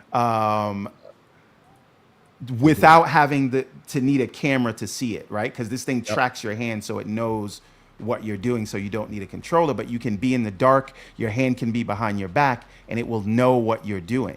Which brings us to these AR glasses now that have it gives a screen into the lens of the glasses, which no one can see but you. And now you don't have to say something out loud to do voice commands like an idiot. You can actually just wear the wristband and move your finger on your hand. You can even handwrite on your leg because it can understand that. And you can interact with that interface just by doing gestures, even if your hands are in your pocket. And So, this is the 2.0 version of what already exists, which, like, let's be clear, it's not cheap for $300, right? The new one will be $800. Full AI, full, like, being able to see images that right through there, they just showed the wristband. yeah, And it's kind of like stylish. full AI, full capable. These are the older versions, right? But now you can actually You need the ones that say display. Is this a display? No, that's not it. Where are they? Where Comes is it? out on the Yeah, 30th. It's yeah, it's Ray-Ban not out display. yet. Right there. Second to Ray-Ban last. Second to last. Meta Ray-Ban display. Yes. Display. Okay, there you go. So this is how the best way they're describing it or showing it off. Let's be clear, $800. There's the band right there. Right. Here's another interesting thing. It has transition lenses built in, and you can add your prescription for your glasses in there. So when you go outside, they become sunglasses, which basically allows you to still see the screen, when you're outside. 5,000 nits brightness. That's like iPhone levels of brightness on, right? And again, you can interact with this thing just by moving your hands because it's reading the electrical impulse. Rayoid says, nah, I'm good. Well, so I don't know that I want these glasses to be out in public with, but I want the band to be able to control the Quest 4 or whatever. Yeah. Although, look, I think these glasses are super interesting. I just think the price point's ridiculous. Like $800 is much for what you. I don't know, because I paid. These are my glasses, right? I paid like I don't know, $400 or $500 for these, right? So $800. I don't think if you're in the glasses market, these things aren't cheap. Sure. And they're Ray-Bans. These aren't cheap. Go try to buy some Ray-Bans right now and see what. You're not wrong. You're not wrong. And what it does seem to do is give you like a lot of these a lot of these features that people have been wanting in this world for a while now. Right now, you can literally get guidance as you walk down the street. Well, this is one problem why I might not pull the trigger on this, because it is interesting enough because I want to try the tech, but you're not using Google Maps or Apple Maps. You're using Meta Maps, which yes, you are. You're right. You're literally living in Meta's world with this. Right. Stuff. The text messages are through WhatsApp, which is fine. A lot of the world uses that, but like I'm not using regular text messages. So basically, I don't really want to. I need this thing to interact with the rest of, like Google Maps, iMessage, whatever. Yeah. Right. You have to use Spotify if you're using music, but what if you don't use Spotify? What if you use Apple Music or something else, right? Yep, so exactly. I need it to interact more with existing ecosystems than forcing me into theirs. Yes. What they're doing seems to be like they've learned the lessons of Apple. We have really cool features for you, but you'll only be able to use it by forcing you into our ecosystem. Yeah, but you're not Apple though, so you need to relax. Good luck. Good luck. Yeah, this is what they've done, right? Like super awesome stuff, but in order to use them, you must now deal with our mapping software, allow us to monitor all of your vitals wherever you go, stuff like that. You know what I mean? Like, it's like Mr. Everborn Saga telling us about how Avowed should or should not be played. We already know what he's about. kind of difficult to sell that message at this point. You know what I'm saying? Why don't I explain to you how to sell that message while you're falling asleep on a rock and completely taking you out of everything? But anyway, you know what I'm saying? So I digress. But the wristband to me is the real story here. It's not the glasses. It is that wristband.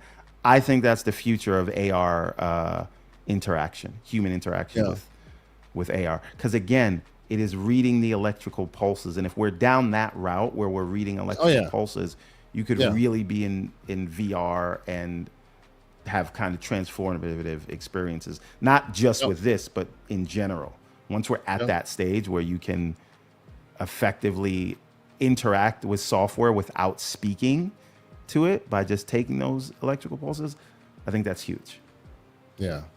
No, look, I will say, you know, I give them as much slander as possible, but I will say Meta has brought some interesting stuff to this game. And this is super interesting. I always appreciate, like, feel however you want about Meta, right?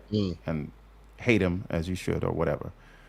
But they are the one company that is investing multiple billions into advancing AR and VR. And I think that that's a net positive.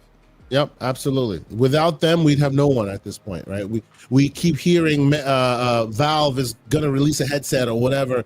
They've released a headset before. I am a proud owner of the Index, but they are not moving the ball forward. Who's moving the ball forward here is definitely Meta.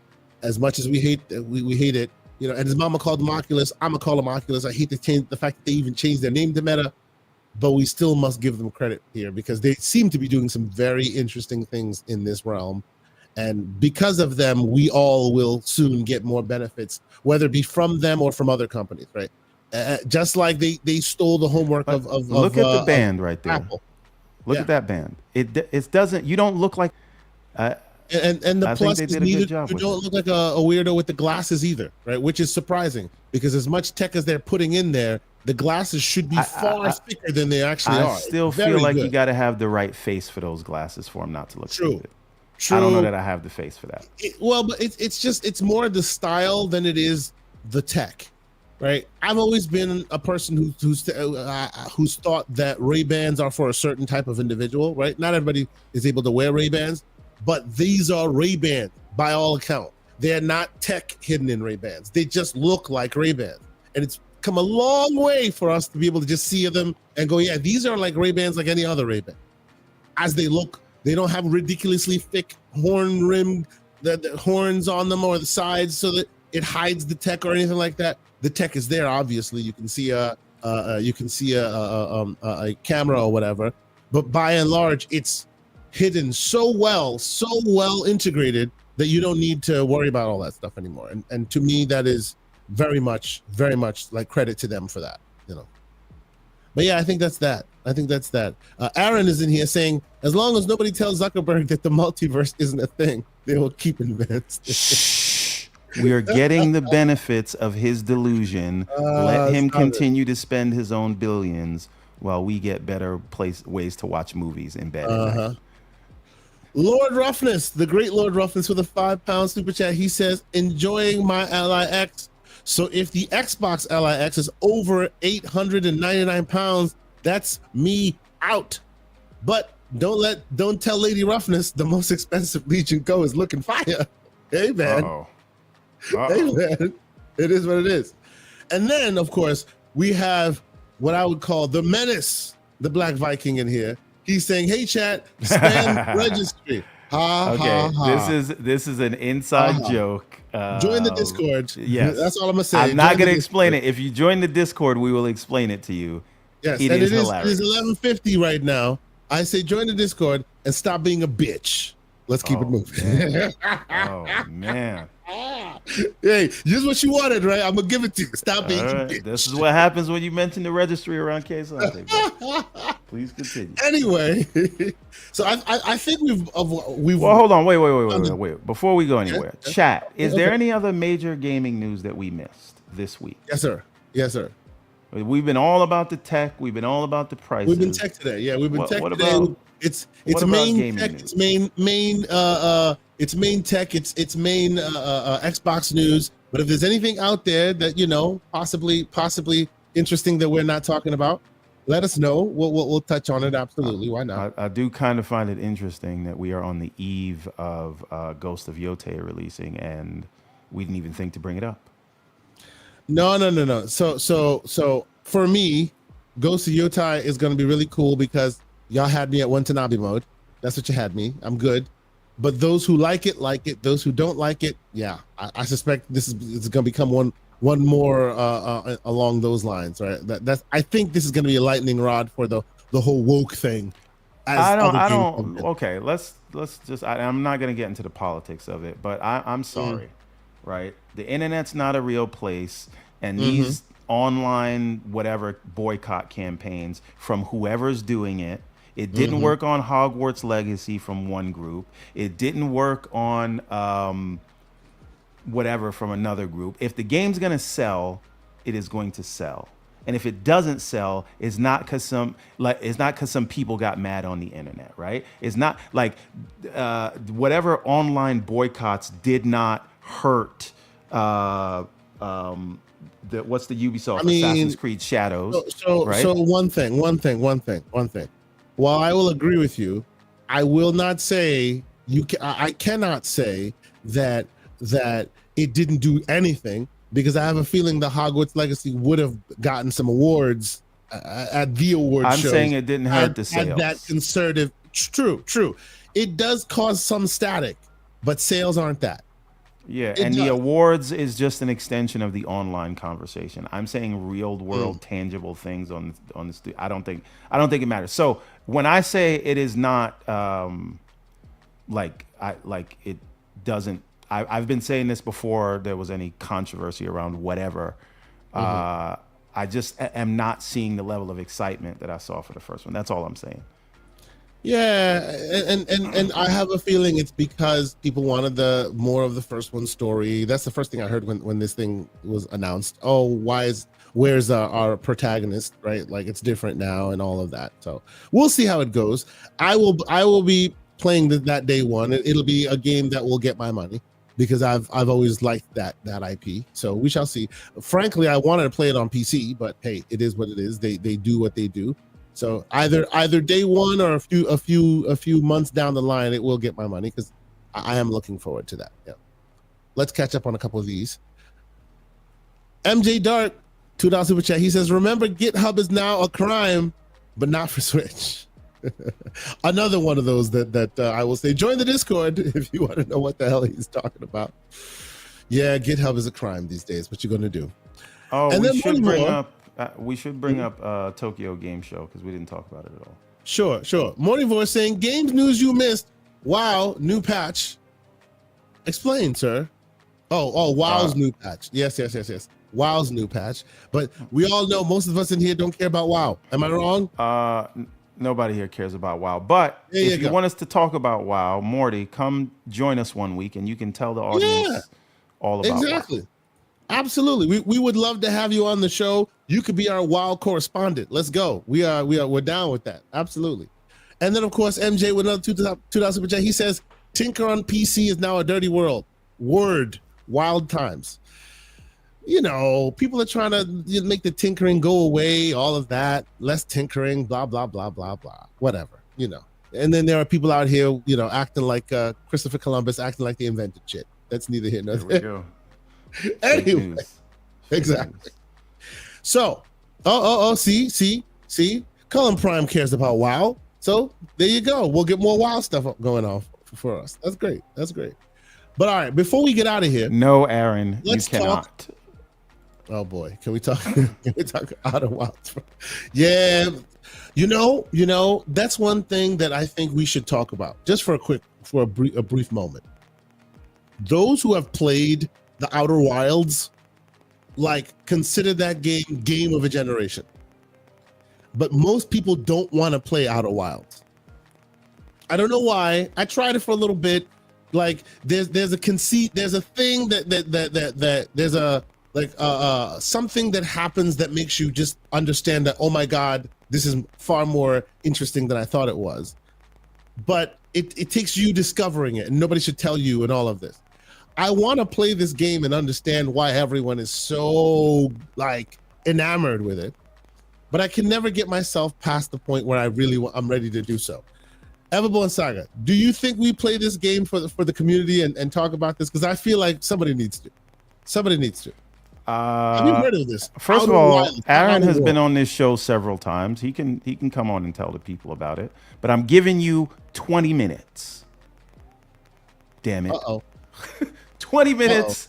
And that's all you get to explain. Look, there is one thing we do need to talk about, Kay, though. Okay. PlayFab game saves. Because I think it's going to be a big deal, and I want us to be the ones that talk to people about this. Sure. Okay, go for it. So, PlayFab is an Azure gaming service that Microsoft offers to game devs. It's not just for when you're publishing on Xbox. Helldivers, before it came to Xbox, was using PlayFab services, right? It's back end, it's middleware stuff, right? Yeah. And so they are now introducing game saves that would allow cross-platform progression. So if you take advantage of this, and by the way, this is a free service, you can take advantage of this as a game dev, and you can it allows for cross-platform saves across things like Xbox and PC and whatever other platforms you support. So basically they want to standard, like, some people do this, right? The Baldur's Gate devs do it. Where they have their own cross progression. Ubisoft have been doing this for a long time. Ubisoft does it, but everybody has to come up with their own solution for this, right? Obviously, Cyberpunk 2077 does this.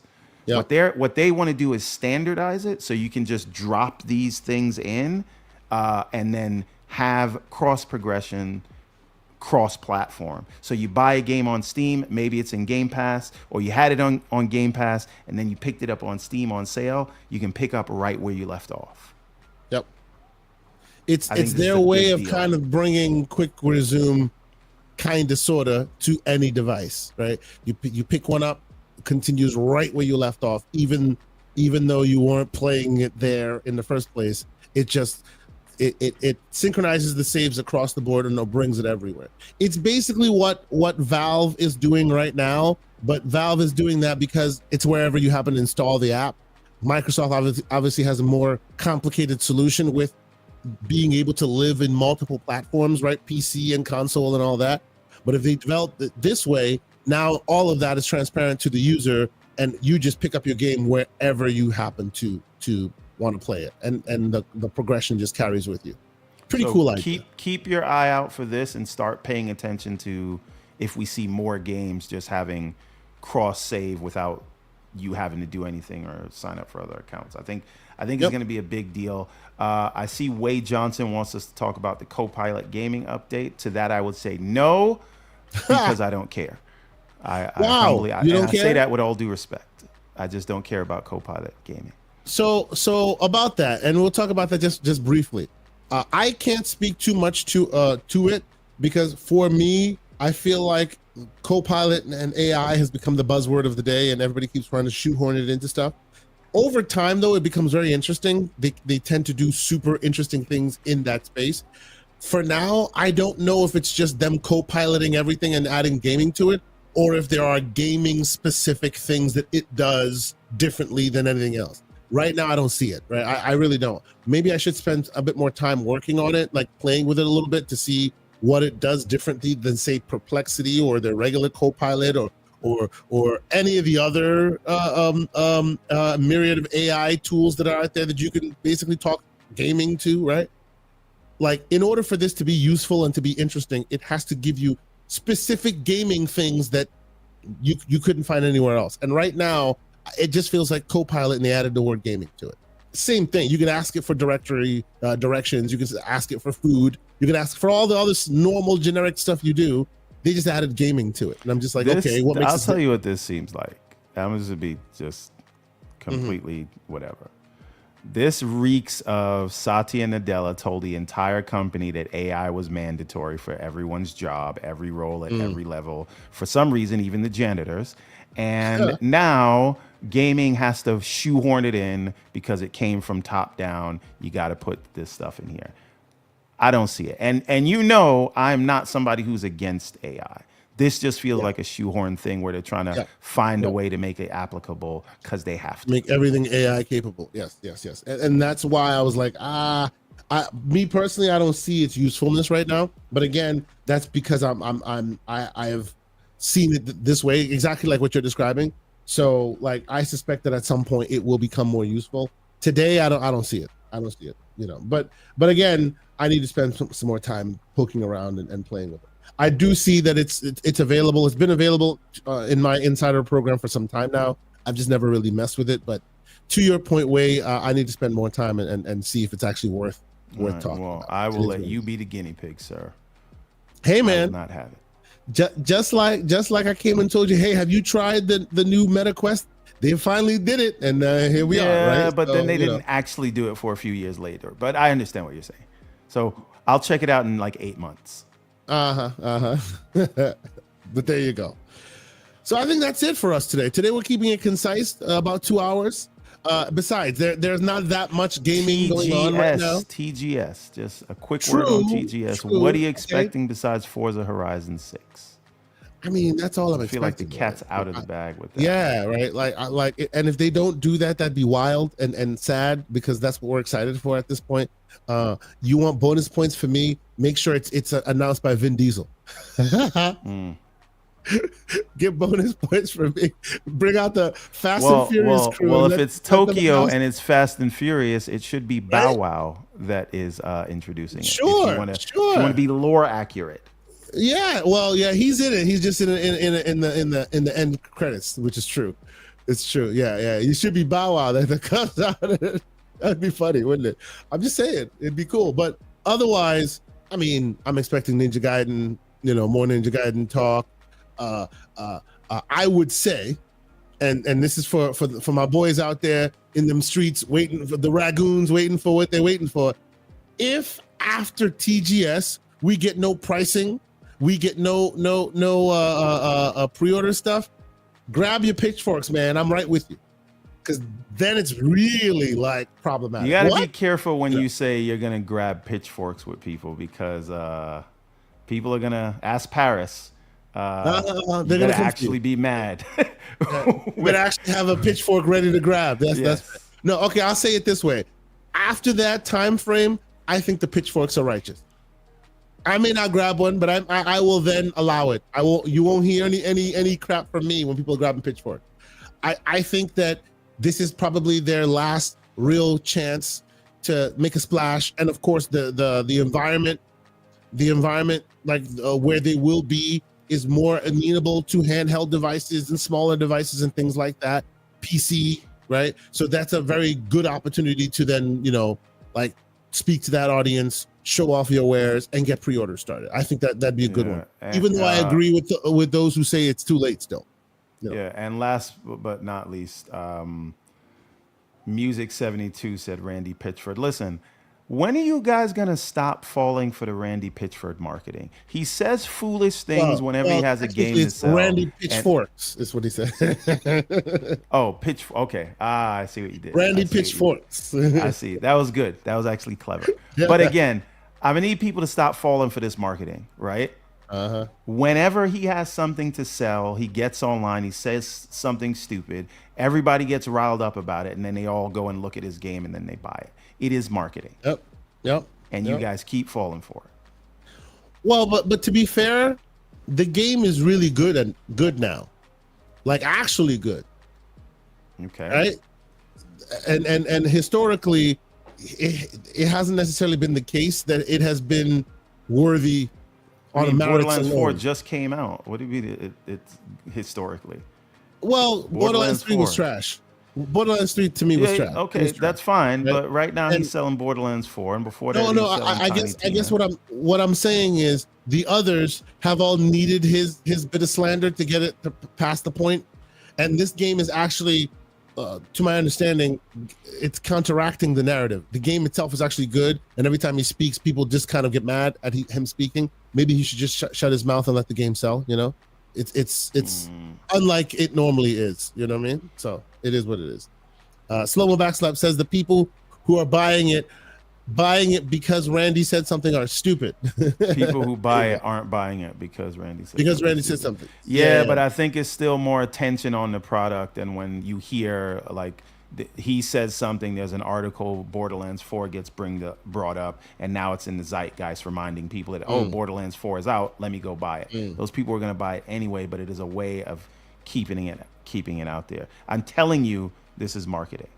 It absolutely is. Absolutely, it is.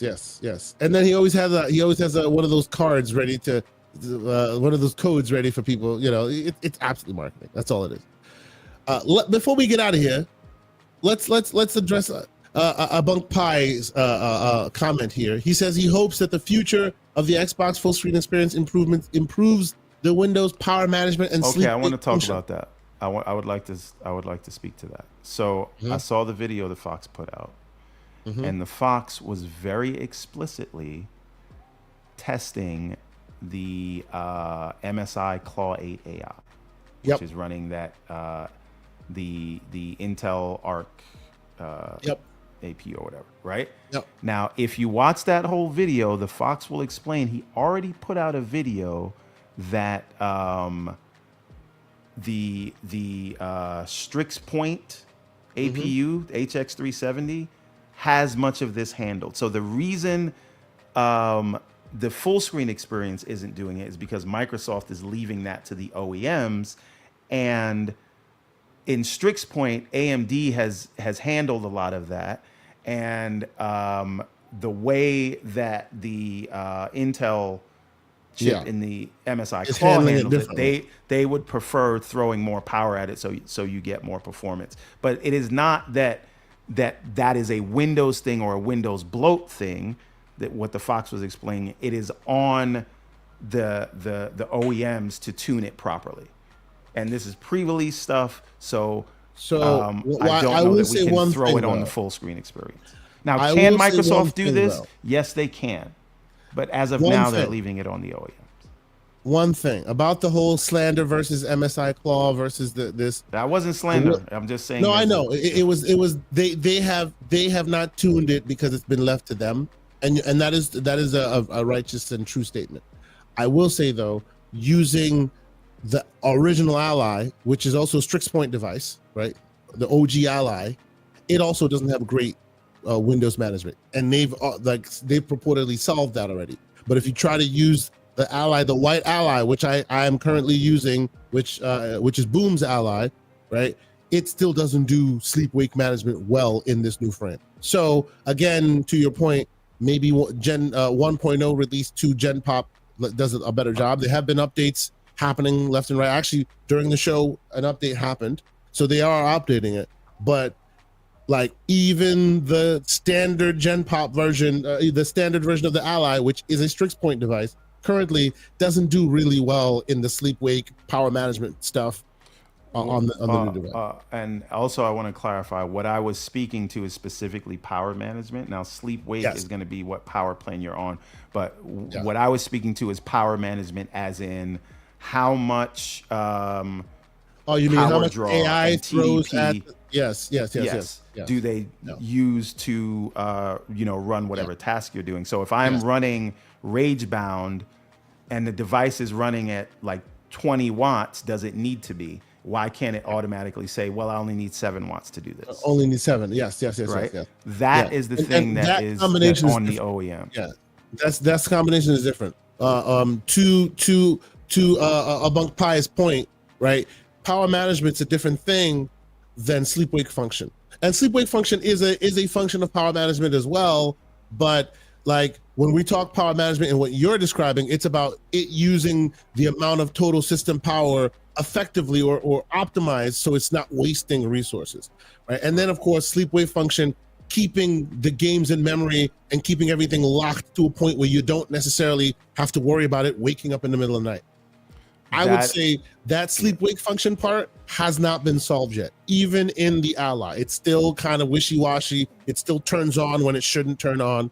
So we shall see what it looks like. Now, what I did hear is that what was told to the Fox when he went to Germany, when you guys were in Gamescom and he had his background meeting, This is what he said in his video when he first came out. The white one it's on like it's tuned a little bit. Yeah.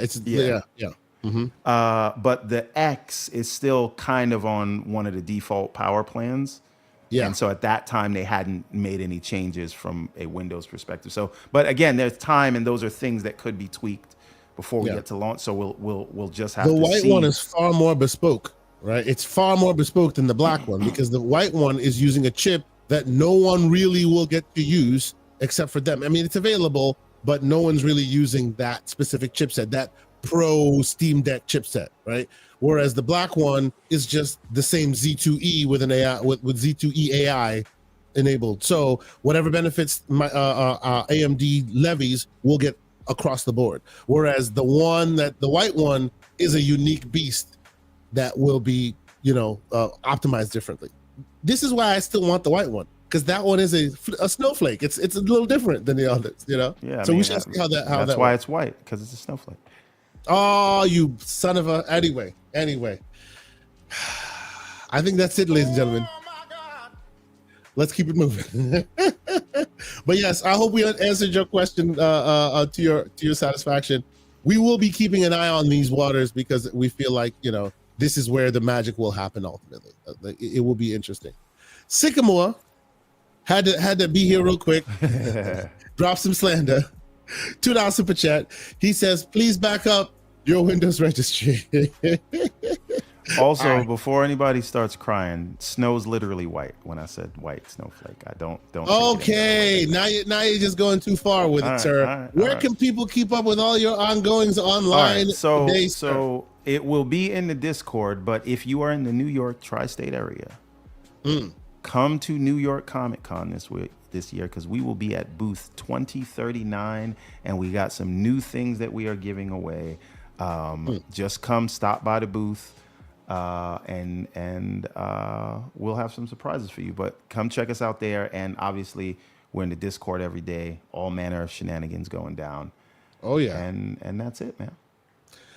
So yeah, I will say similar. Come to the Discord. Come help me discover which handheld I'll be purchasing next, because I'm in the market for the next one. I just don't know which one I'm buying, so we shall see. But yeah, come join us on the Discord, discord.gg/TGCP. It's always great to have more folks in our Discord having great conversation. I will warn you though, be cautious. Be on your P's and Q's. Can I say one thing? This is a conversation which we will continue in the Discord. Now, Sycamore, I see you talking about the GPD win. GPD win. I call it BBL win. Because it has that Strix Halo. You might be excited about it, but guess what? It still has a 7-inch screen, 120 hertz VRR, the same screen that is in the Xbox Ally, which you said is 3-year-old tech. So do you accept this now? Oh boy. Or will you make exceptions because there's no Xbox logo on it? But we can talk about that more in the Discord, sir. Is it edge to edge, or is it like the same thick old boy at the top of the bottom? 7-inch, same screen that is in your Xbox Ally. See, that's enough. He wants to smoke. Sir. He said he'll see me in the Discord. Ladies and gentlemen, I suspect things are going to get spicy today. You should join the Discord if you haven't already. All right. On that note, it has been real. It has been fun, and it's been really fun. Thank you guys always for being here. We always love hanging out with you guys on a Saturday morning, and of course, continue the conversation over at the Discord. You'll catch us next week here on this channel doing some things. We have some interesting potential interview opportunities and stuff. I'll speak to you offline on about that, Mr. Everborn Saga. But yeah, I think that's it, man.